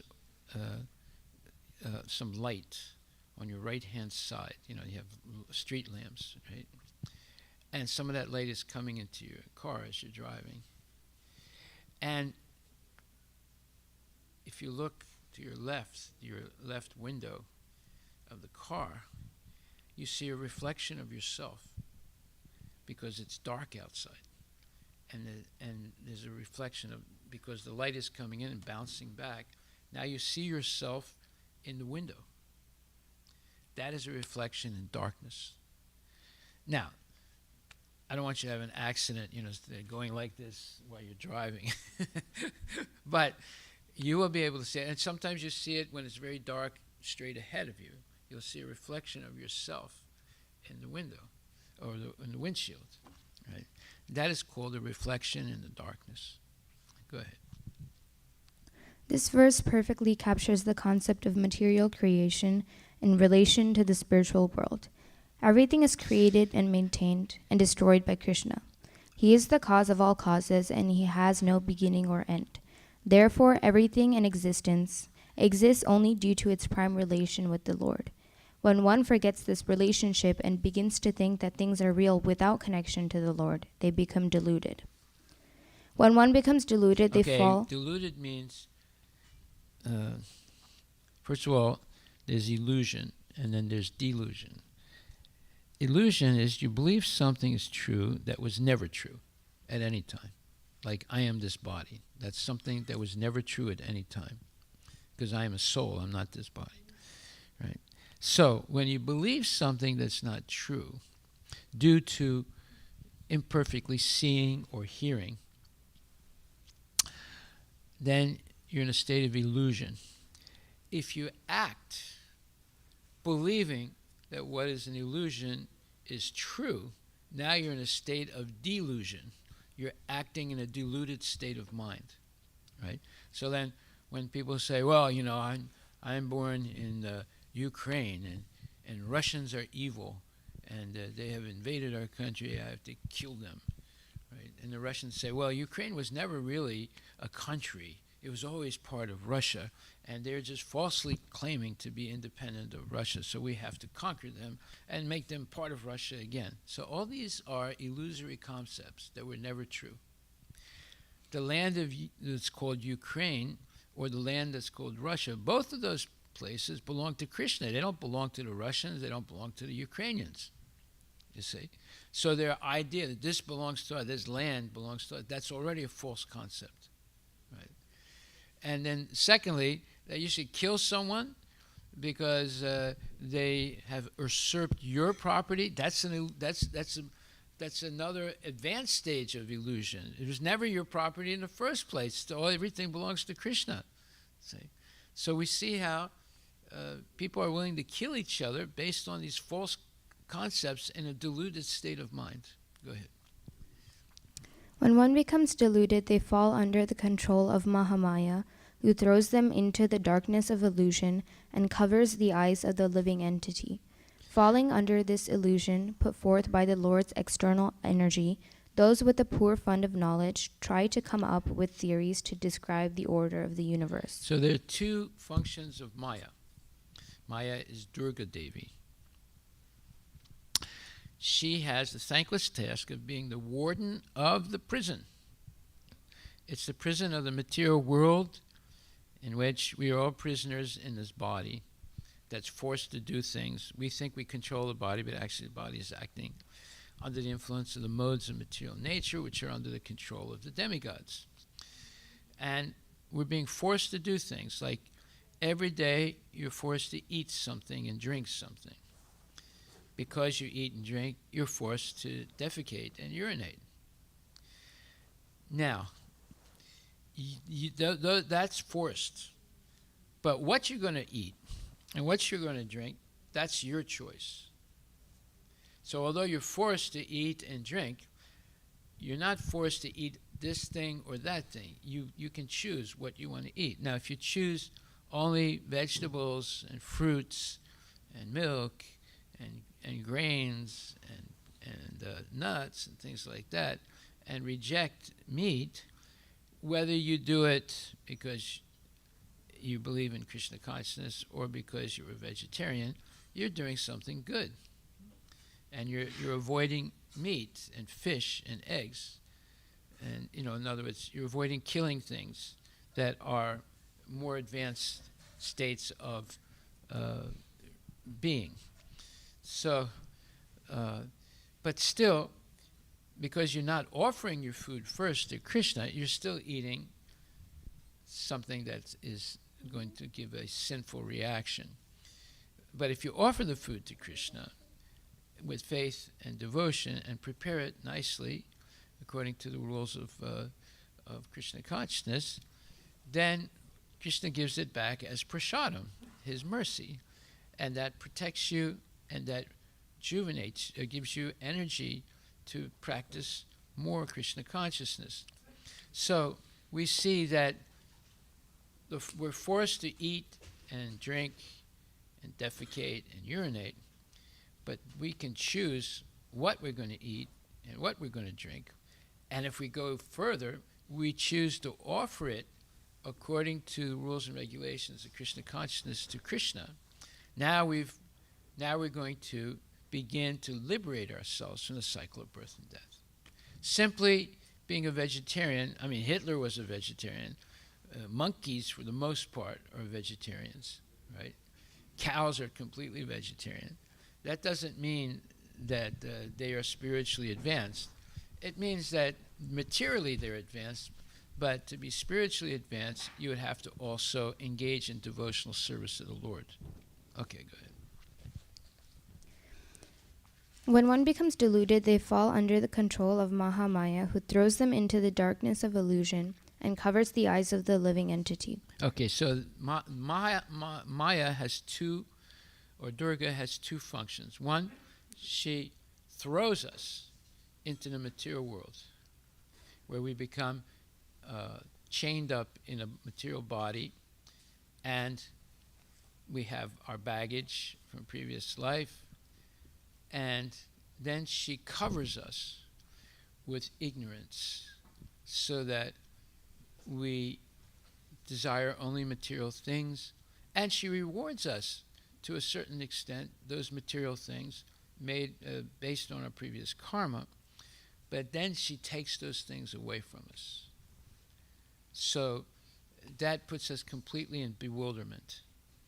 Go ahead. Falling under this illusion put forth by the Lord's external energy, those with a poor fund of knowledge try to come up with theories to describe the order of the universe. In the end, they do not realize that all of their scientific studies are just the effects of the illusion they have been put under. Srila Prabhupada says in the purport, "These scientific studies of the cosmic manifestation or the bodily construction independent of the Supreme Lord are different, reflective, intellectual gymnastics only, but at the end they are all illusion and nothing more." This applies to the allegory. Okay, so he's talking about scientific studies of the cosmic manifestation. Yeah, there are quarks, there are black holes, there was a Big Bang, there's this, there's that. All this is different, reflective, intellectual gymnastics only, but at the end they are all illusion and nothing more. That's what's being taught in school. Big Bang, we come from monkeys. Gender neutrality, critical race theory. There are quarks, there are this thing and that thing, all things that we can't experience or even see. And they're teaching like that, things that are more or less impossible to verify if they're true or false. Right? Like a Big Bang, how would you know if it's true or false? Because if theoretically, if you come near the Big Bang, you're dead. See? So this is the sad state of so-called science today. Go ahead. This applies to the allegory of the cave presented by Plato. The prisoners are under illusion and they believe that the shadows on the cave wall are reality. Through the help of a pure devotee, sometimes those who are in illusion are able to be brought from the clutches of Maya to see the light of the day. This is described by the philosopher bringing out the prisoner and helping them realize the real world. At this point, two major faults arise in the allegory of the cave. Firstly, it does not have the concept of God. And secondly, the allegory presents the beings in the spiritual world as perfect, non-changing entities. This is actually false because in the spiritual world, all the entities are constantly exponentially increasing in beauty. This is explained beautifully in the Krishna book many times. One example is also explained in the Chaitanya Charitamrita, Adi Leela, 4th chapter, 192nd verse. The beauty of Lord Krishna increases at the sight of the beauty of the gopis, and the more the gopis see Lord Krishna's beauty, the more their beauty increases. Everything in the spiritual world is always evolving and exponentially increasing.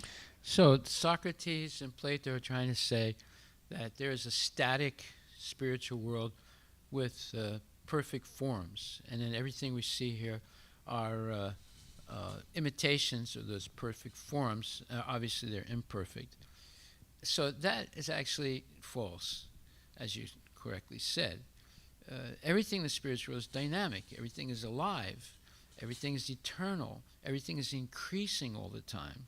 It's not static, as Socrates and Plato said. So we see the farther west you go from India or from Bharat, the more things deteriorate, theories, and the more speculation there is. So Socrates and Plato they speculated up to a limit, and they got some things right, and they got some things wrong, right? But the little that they got right was helpful for people in their time. But do they teach this in school? No. Plato's allegory of the cave. No, they don't teach it in school. They used to teach it in Greece. Socrates didn't have a school, but Plato had a school. It was a real school, and they taught these things.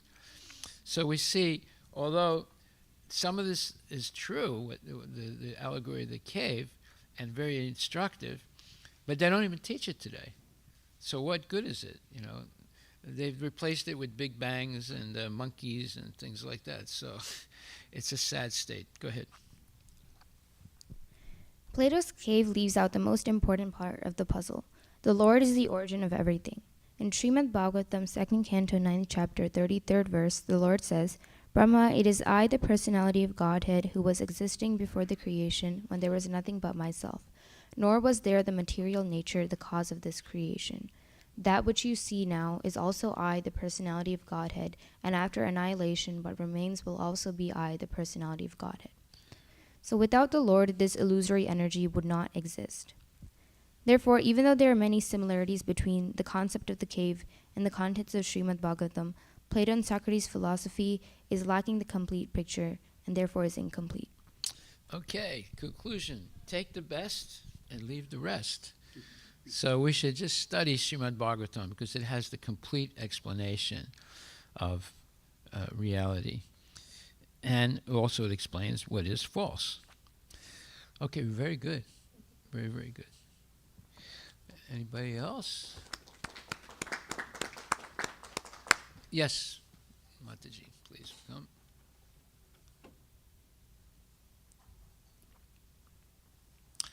We can see how the women have outdone the men. Not one male has done homework.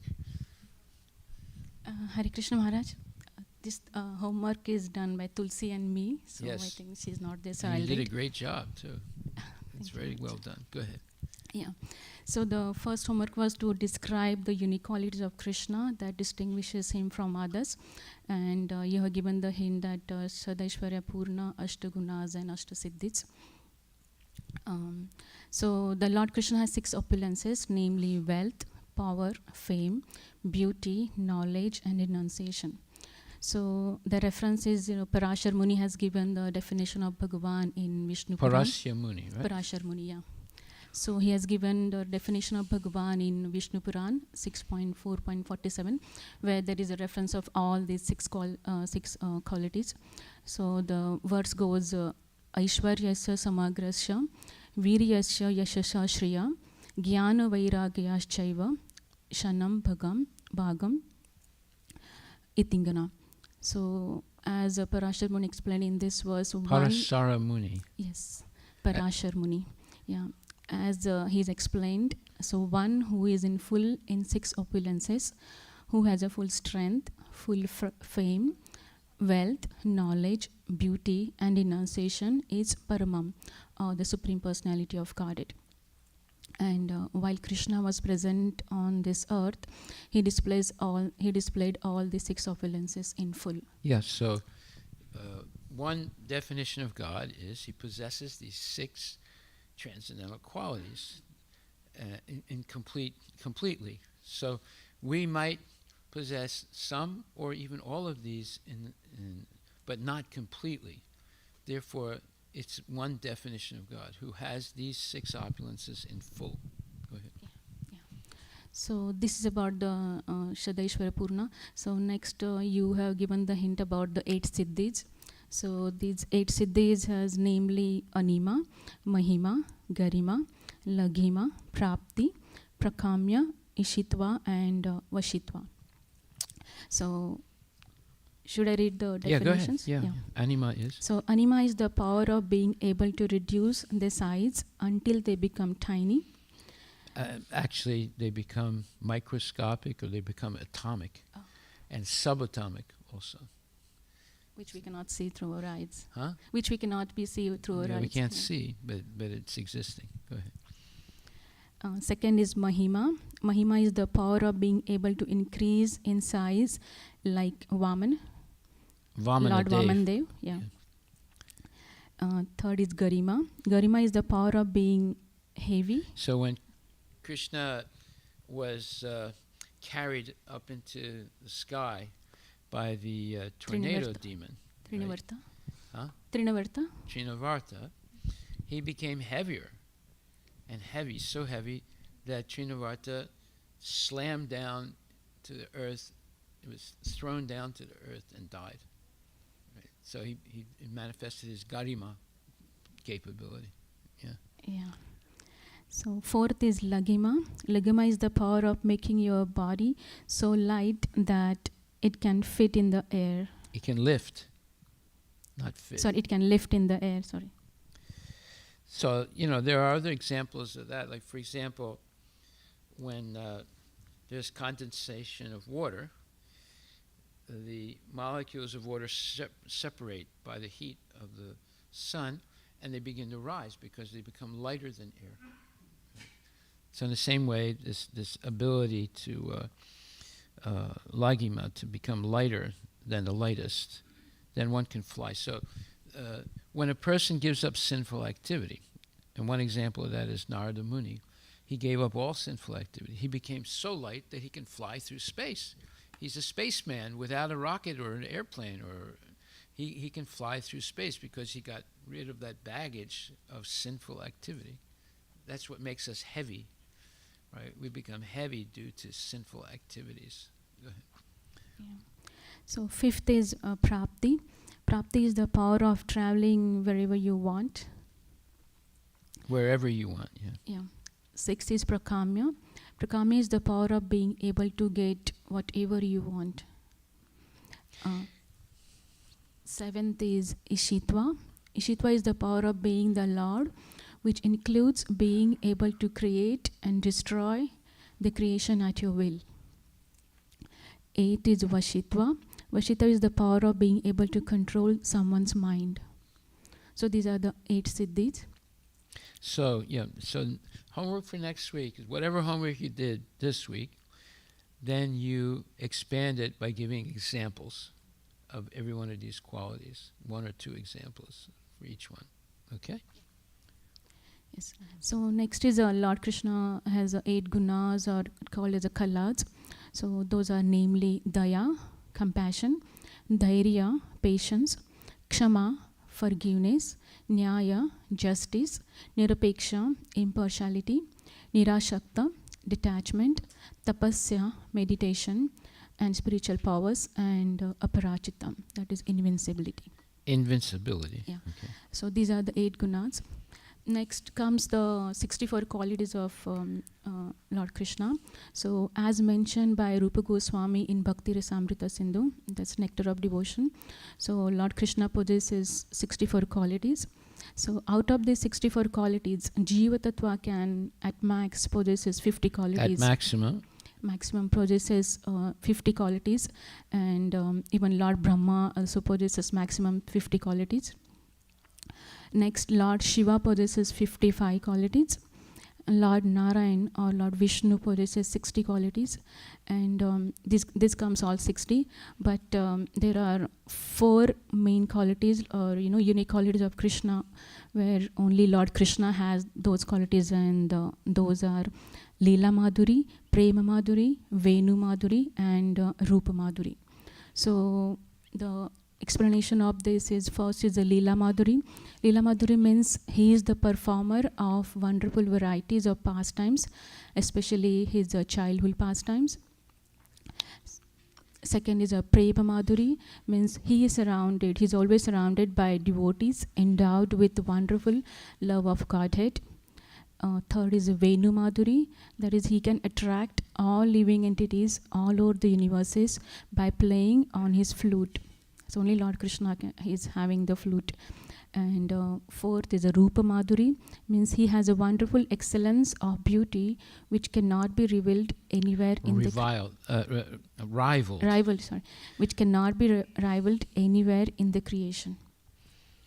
So And then he has the 64 qualities. Then after we that already I wrote, read those, exactly. so you don't have to go through them. So only the explanation is 64 qualities. And there is one quote Prabhupada has given, so should I read that? Yeah.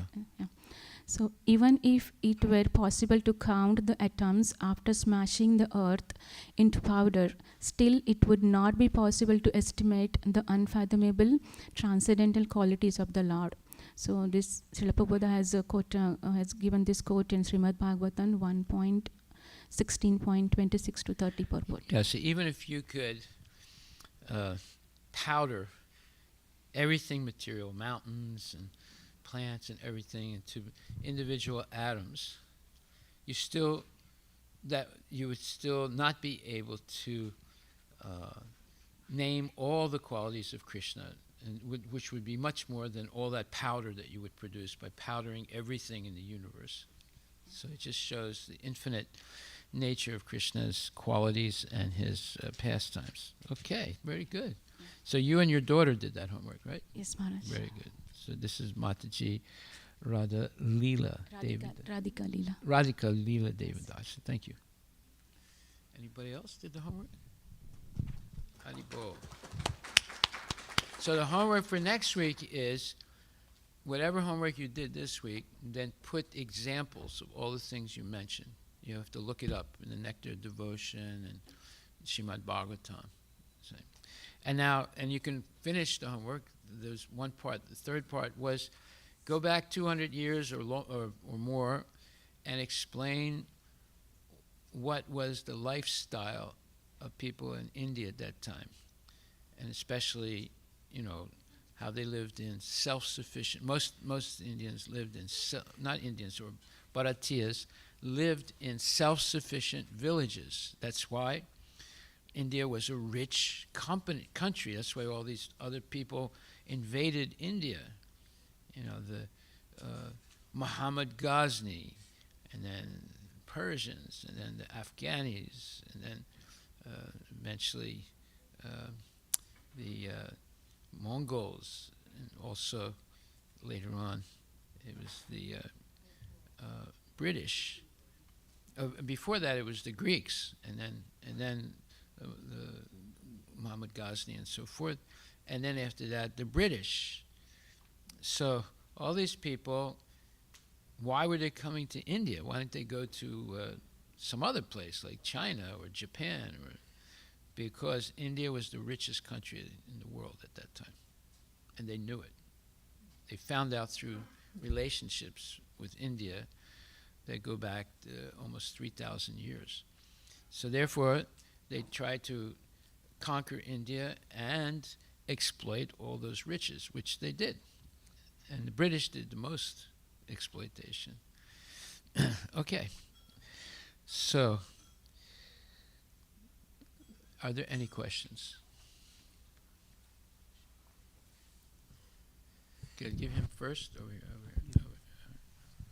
Right behind you, yeah. Hare Krishna Maharaj. So, I have a doubt, like You have what? Doubt. Doubt. Okay. Yeah, the population is increasing in everywhere, like especially in India and in other Asian countries. Does that mean that more souls are getting expelled from spiritual world to that place, or more souls are getting transmigrated from lower forms to human life, or is that like human souls are again getting birth in same place? Or Yeah, the third point you made is fact. There's a what you called a bund. There's a traffic congestion. The people are not practicing Sanatana Dharma, therefore they're not getting liberated. So they're getting reborn over and over again, not only as human beings, but as all the other species also. because the normal process of spiritual progression has stopped. Not completely, but seriously stopped. So that's why there's seemingly an increase in population. Okay. How many people you know are seriously following Krishna consciousness? Very less. So that's the problem, see? So they're not being liberated, so they're staying in the cycle of birth and death. Now let's say tomorrow everyone was liberated. Would that mean this universe would get empty? What do you think? No. No, because there's an infinite number of jivas below the level of human being. They would just progress. Yeah. So you see now you were not here, but I explained how there is infinite, let's say, progressiveness in the universe as far as distances of the universe go. Right? And when you study the body, our body, you come to the same type of infinite numbers in the body. Both the body and the universe has boundaries, but both have infinite numbers of things in them. Yeah. On the level of an individual body, as well as in the level of the whole universe. There was a whole lecture I gave on that. You should hear that lecture. Yeah, I think somebody asked a question on that. Like, so many souls are inside my body, so who is? No, you run into the same numbers as the infinite numbers of distances in the material universe. You run into the same type of numbers as the number of things in our material body. See, so that infinityness is there in the macroscopic world and in the microscopic world. It's an amazing thing once you understand it. You see? So that means that we'll never be able to completely understand Krishna. Okay. But we'll be able to understand a lot of things, up to 78% of Krishna's qualities. But we'll never be able to understand 100% because they're always increasing. And you run into these astronomical numbers, whether you're talking about the material body, an individual material body, or you're talking about the body of the whole universe. Correct. Okay. May I ask one more question? Okay. Only one more. Go ahead. Yeah, there are communities like Amish communities. Yes. So they are still living in like 18th century. They are not 17th century. Yeah, 17th century. So do you think they are ideal societies or? No, they're not idle. Not ideal, but they do some things that are very good. They try. Well, see now in the Amish community, these were religious communities that left Europe because they were being persecuted, and they came to what was called the New World, the Americas, to be able to be free of all the heavy bureaucracy and persecution that they were having, because there are different sects of Christians. So the Amish are one sect of Christianity, but the prominent sect of Christianity in England was the Episcopalian Church.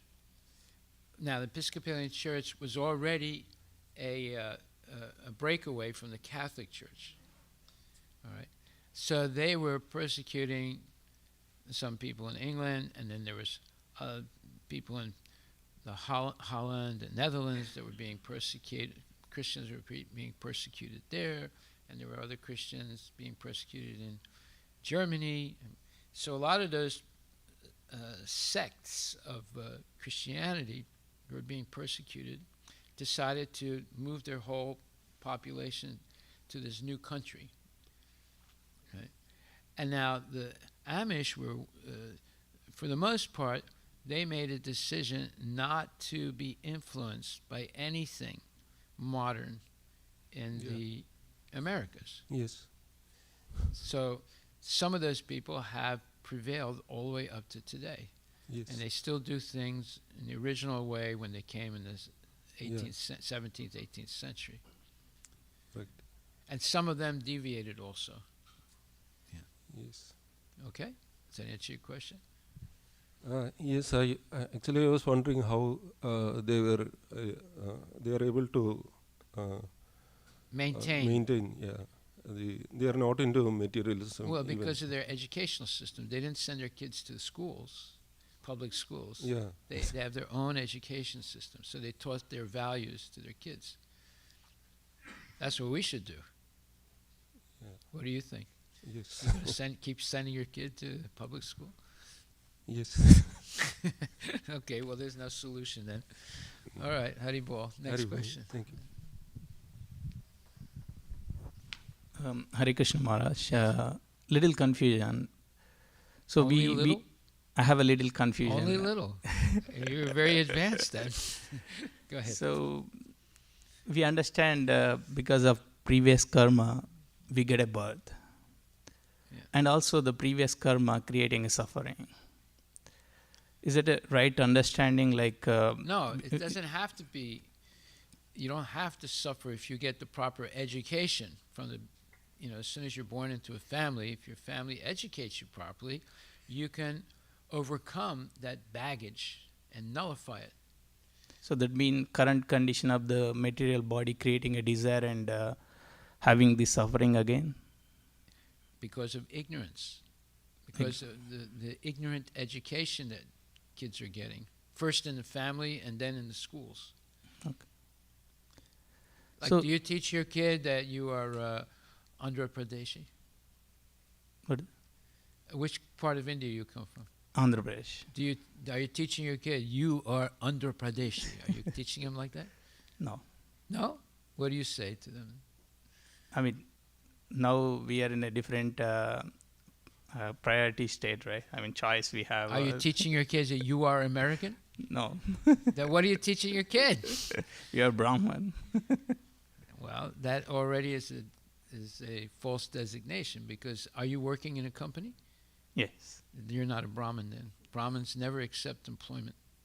Okay. Because they cannot be a Brahmin if they accept to be employed by someone. So Brahmins were always independent. And they usually had a vow of poverty. That way they could study and not be influenced by outside things. But you're not. You're forced to work. Where do you work? Do you work in... I stay in Atlanta, Georgia. What? Atlanta, No, Georgia. but what company do you work with? Mohawk Industry. It's a flooring company. It's a what? Flooring Flooring manufacturing. company. All right. So they're dictating to you a lot of things that you have to do, right? Right. So that means you're not a Brahmana. Okay. Brahmanas don't do that. So the follow-up with this one. But you're Maharaj. teaching your kid that he's a Brahmana. But that's something that you're not. So how can you teach him? That's what we aiming for, right? That's what our And then you should become a real Brahmana. probably.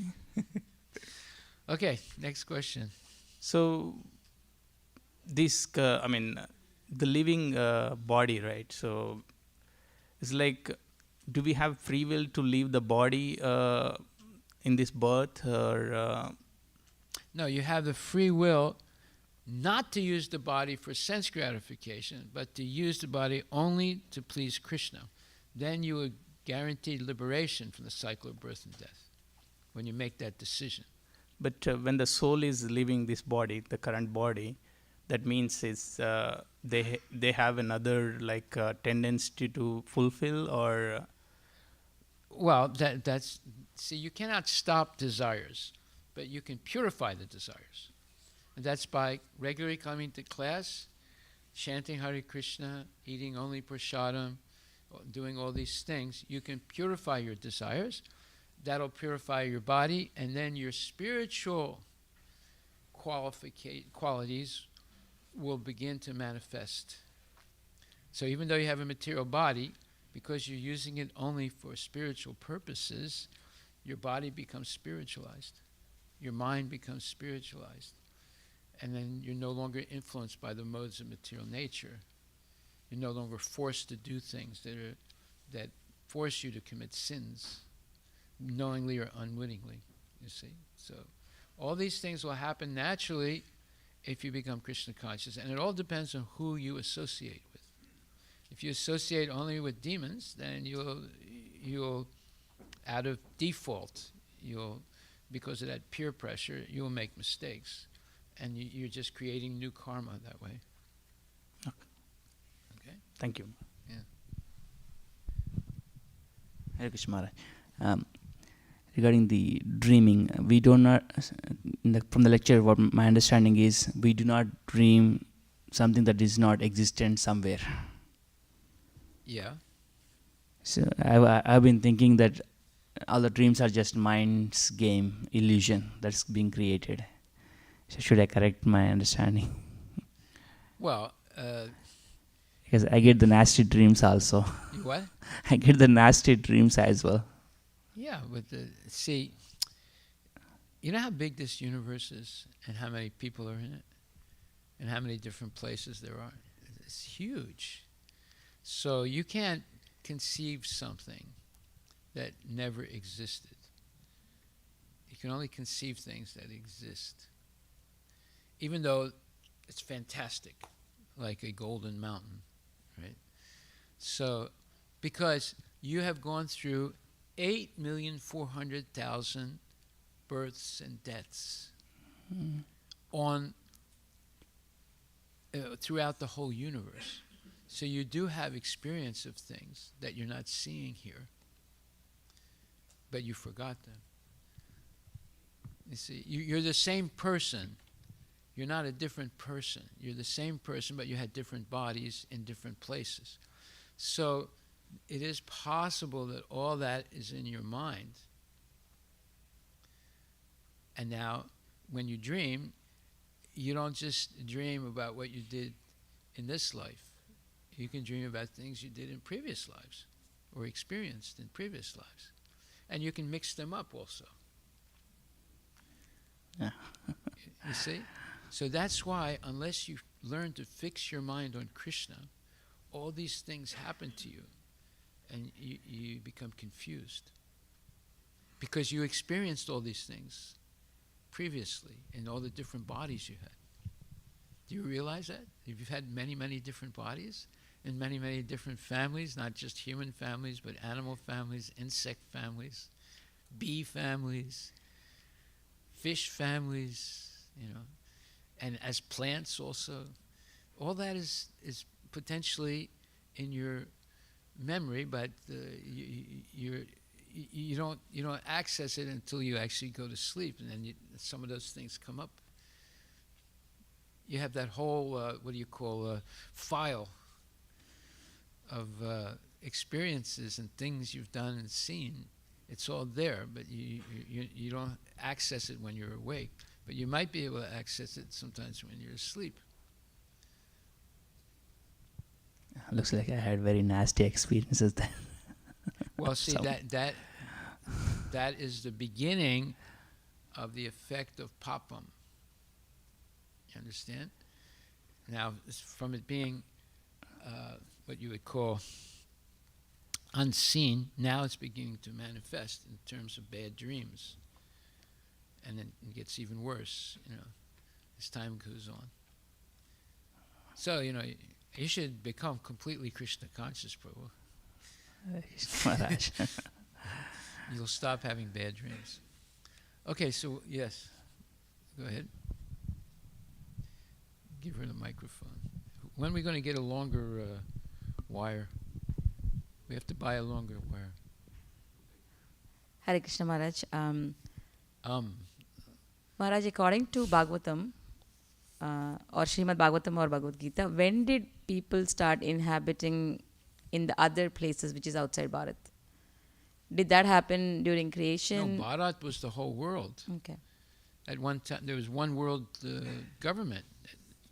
You go back to very recently to Parikshit Maharaj, Yudhishthira Maharaj, the Kauravas, they were ruling the whole world. And you go farther back all the way to Lord Ramachandra, he was king of the whole world. So like 5,000 years ago, there's no different countries other than Bharat? they were different kingdoms, but they were all, see, they would have the, what you call the horse sacrifice. So this horse would travel to different kingdoms, and if they captured the horse and kept it, then there would be war. So after the Pandavas won the Battle of Kurukshetra, then they did the horse sacrifice, and the horse went to all these different kingdoms around the world, even South America, Africa, all the places. And any king that seized the horse and didn't give Don, there would be a war. So there were 4 brothers, and the 4 brothers went in 4 directions. Yudhisthira stayed, in Hastinapur, and they conquered all the different kingdoms in the world. Now there's one world kingdom, and they all have to give some taxes to Yudhisthira Maharaj. And then after Yudhisthira, there was Parikshit Maharaj. After Parikshit Maharaj, there was someone else. But then by that time, it started breaking up into small countries. So that's like recent history, the last 5,000 years. But they don't talk about this anywhere in the modern education. But they don't have knowledge of it. The Bible only goes back 3,000 years. They only know, well, there were the Jews, and there was the Assyrians, and there was this one and that one. That's all they know. They don't know what was before that. Got it. But Thank we you. know what goes back to even previous to Lord Ramachandra. We know because we have Srimad Bhagavatam. Of course, nobody reads Srimad Bhagavatam. They read, Das Kapital by Marx, all nonsense books. But if you read Srimad Bhagavatam like we're doing in Bhagavad Gita, then you can learn the real history of the world. The Mahabharata is actually the history of the world from creation to the end of the Battle of Kurukshetra. So all that information is there, but we're not interested in it. We want to be Microsoft certified. Thank you, Maharaj. Hare Haribol. Krishna. Any other questions? All right. Well, we'll have Guru Puja. Thank Srila Prabhupada for giving us Bhagavad Gita and Srimad Bhagavatam. Okay, now we have your homework for next week, right? Finish the unfinished homework and then fill out examples of all the qualities that you've noted. Haribol. And I also announced that we're going to have a 2-day seminar on January 1st and 2nd, how to be free of all suffering.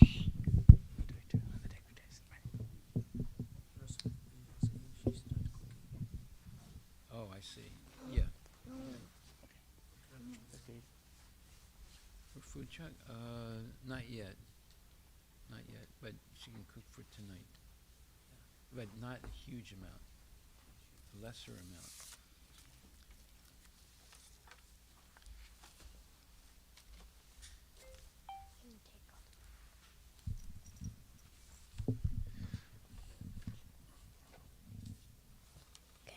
Can I start, Maharaj? Yes, please.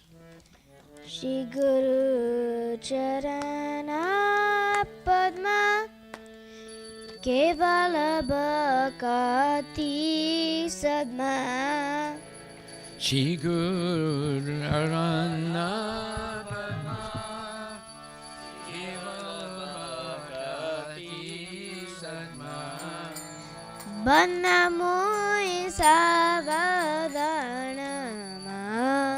Te Bando Muri Savadana Mate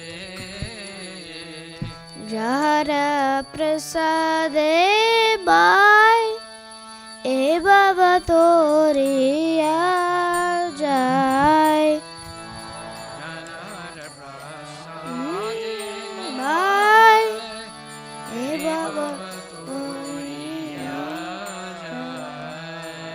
Krishna Prapti Ho Jai Hoy Te Krishna Prapti Hoya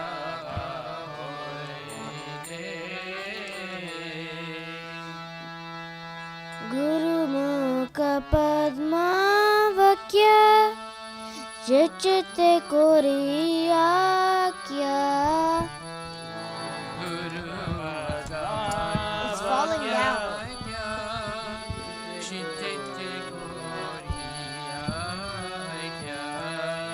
Arana koriyo mane asha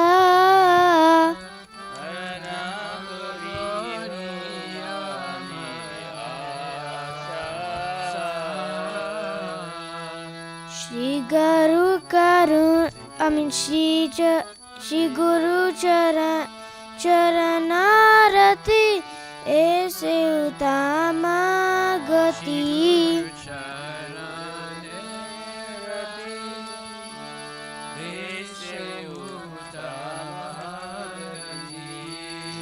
Jai Prasad Pure Sarva Sha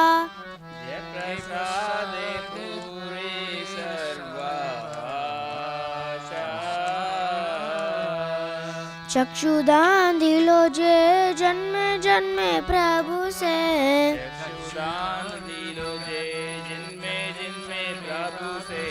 निर्विधाने में प्रकाशित हो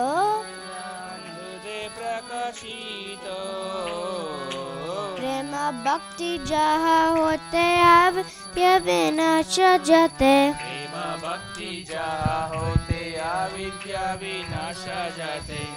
विवेकायत गहर चरितो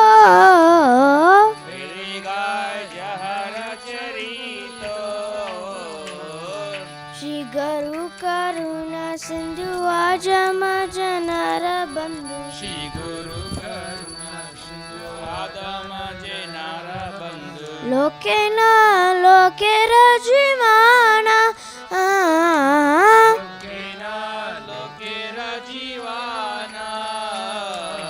हा हा प्रभु करो दया दे मोरे पादा छाया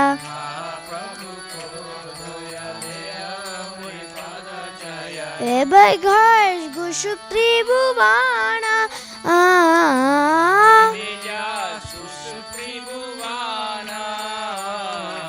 श्री तप तपवाना श्रीलपात पिता पवाना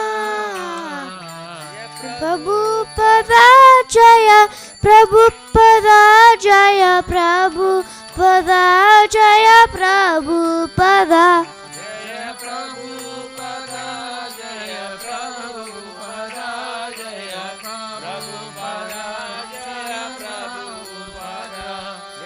गुरुदेवा जय गुरुदेवा जय गुरुदेवा जय गुरुदेवा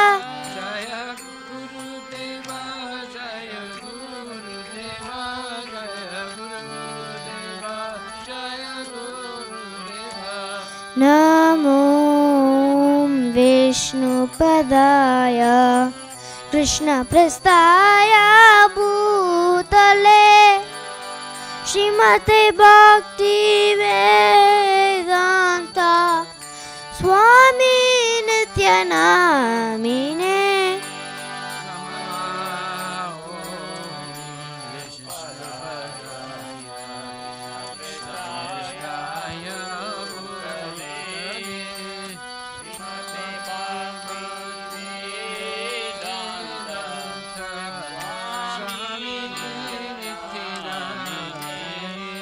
नमस्ते सरस्वती देवे गौरवाणी प्रचारिणे निर्विशेषा शून्यवादी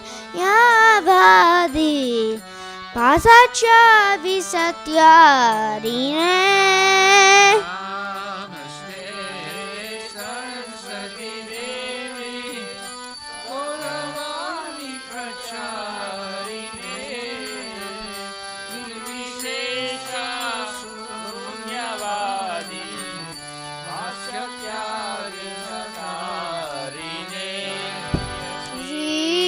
कृष्ण जय चैतन्य प्रभु Nityanand Thagar Jar Shri Vatsarit Gaur Batabinda.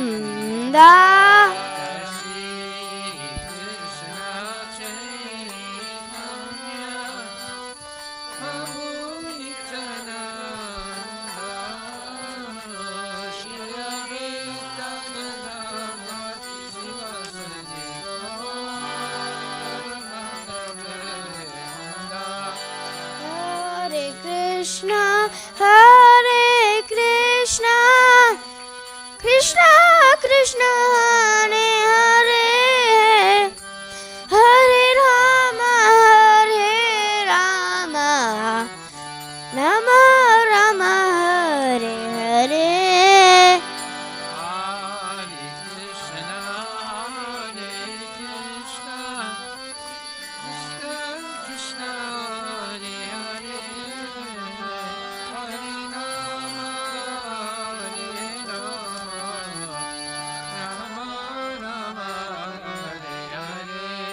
Hare Krishna, Hare Krishna, Krishna Krishna, Hare Hare, Hare Rama, Hare Rama, Rama Rama, Hare Hare.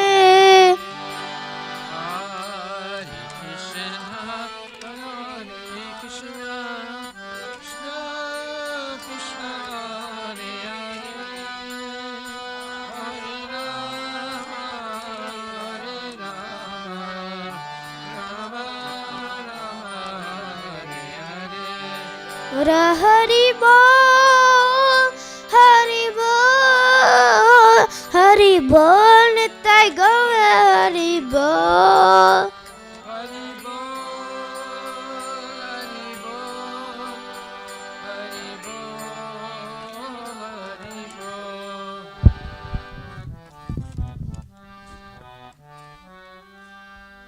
Jayo Vishnupad, Paramahansa Pararajagachasta Tarasatrashi Shishimad, His Divine Grace, A.C. Bhaktivedanta Goswami Maharaj, Srila Prabhupada Ki Jai, Anantakoti Vaishnava Vindi Ki Jai, Namacharya Srila Haridas Thakur Ki Jai, Prem Shikoho Shri Krishna Chaitanya Prabhu Nityananda Sri Dvaita Gadadhar, Shri Vasudeva Gaura Bhaktivinoda Ki Jai, Shri Radha Krishna Gopinath Sam Kunda Radha Kunda Giri Govardhan Ki Jai, Shri Vrindavan Dham Ki Jai, Shri Mayapura Dham Ki Jai, Jagannath Puri Dham Ki Jai, Tulasi Devi Ki Jai, Bhakti Devi Ki Jai, Ganga Maya Ki Jai, Jamuna Maya Ki Jai, Samaveda Bhaktivinoda Ki Jai, Nitai Gaura Premanandi.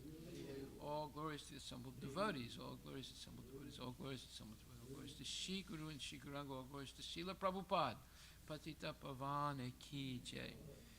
Om Vishnu Padaya Krishna Prestaya Bhutale Srimati Bhaktivedanta Swami Namaste Saraswati Devi Guru Vajracharya Namaste Sri Prabhupada. The lotus feet of our spiritual master are the only way by which you can attain pure devotional service. I bow down to this lotus feet with great honor. By His grace, one can cross the ocean of material suffering and obtain the mercy of Krishna. My only wish is to have my consciousness purified by the words emanating from His lotus mouth. Attachment to His lotus feet is the perfection and fulfills all desires. He opens my darkened eyes and fills my heart with transcendental knowledge. He is my Lord, birth after birth. From Him, ecstatic prema emanates. By Him, ignorance is destroyed. The Vedic scriptures sing of His craft.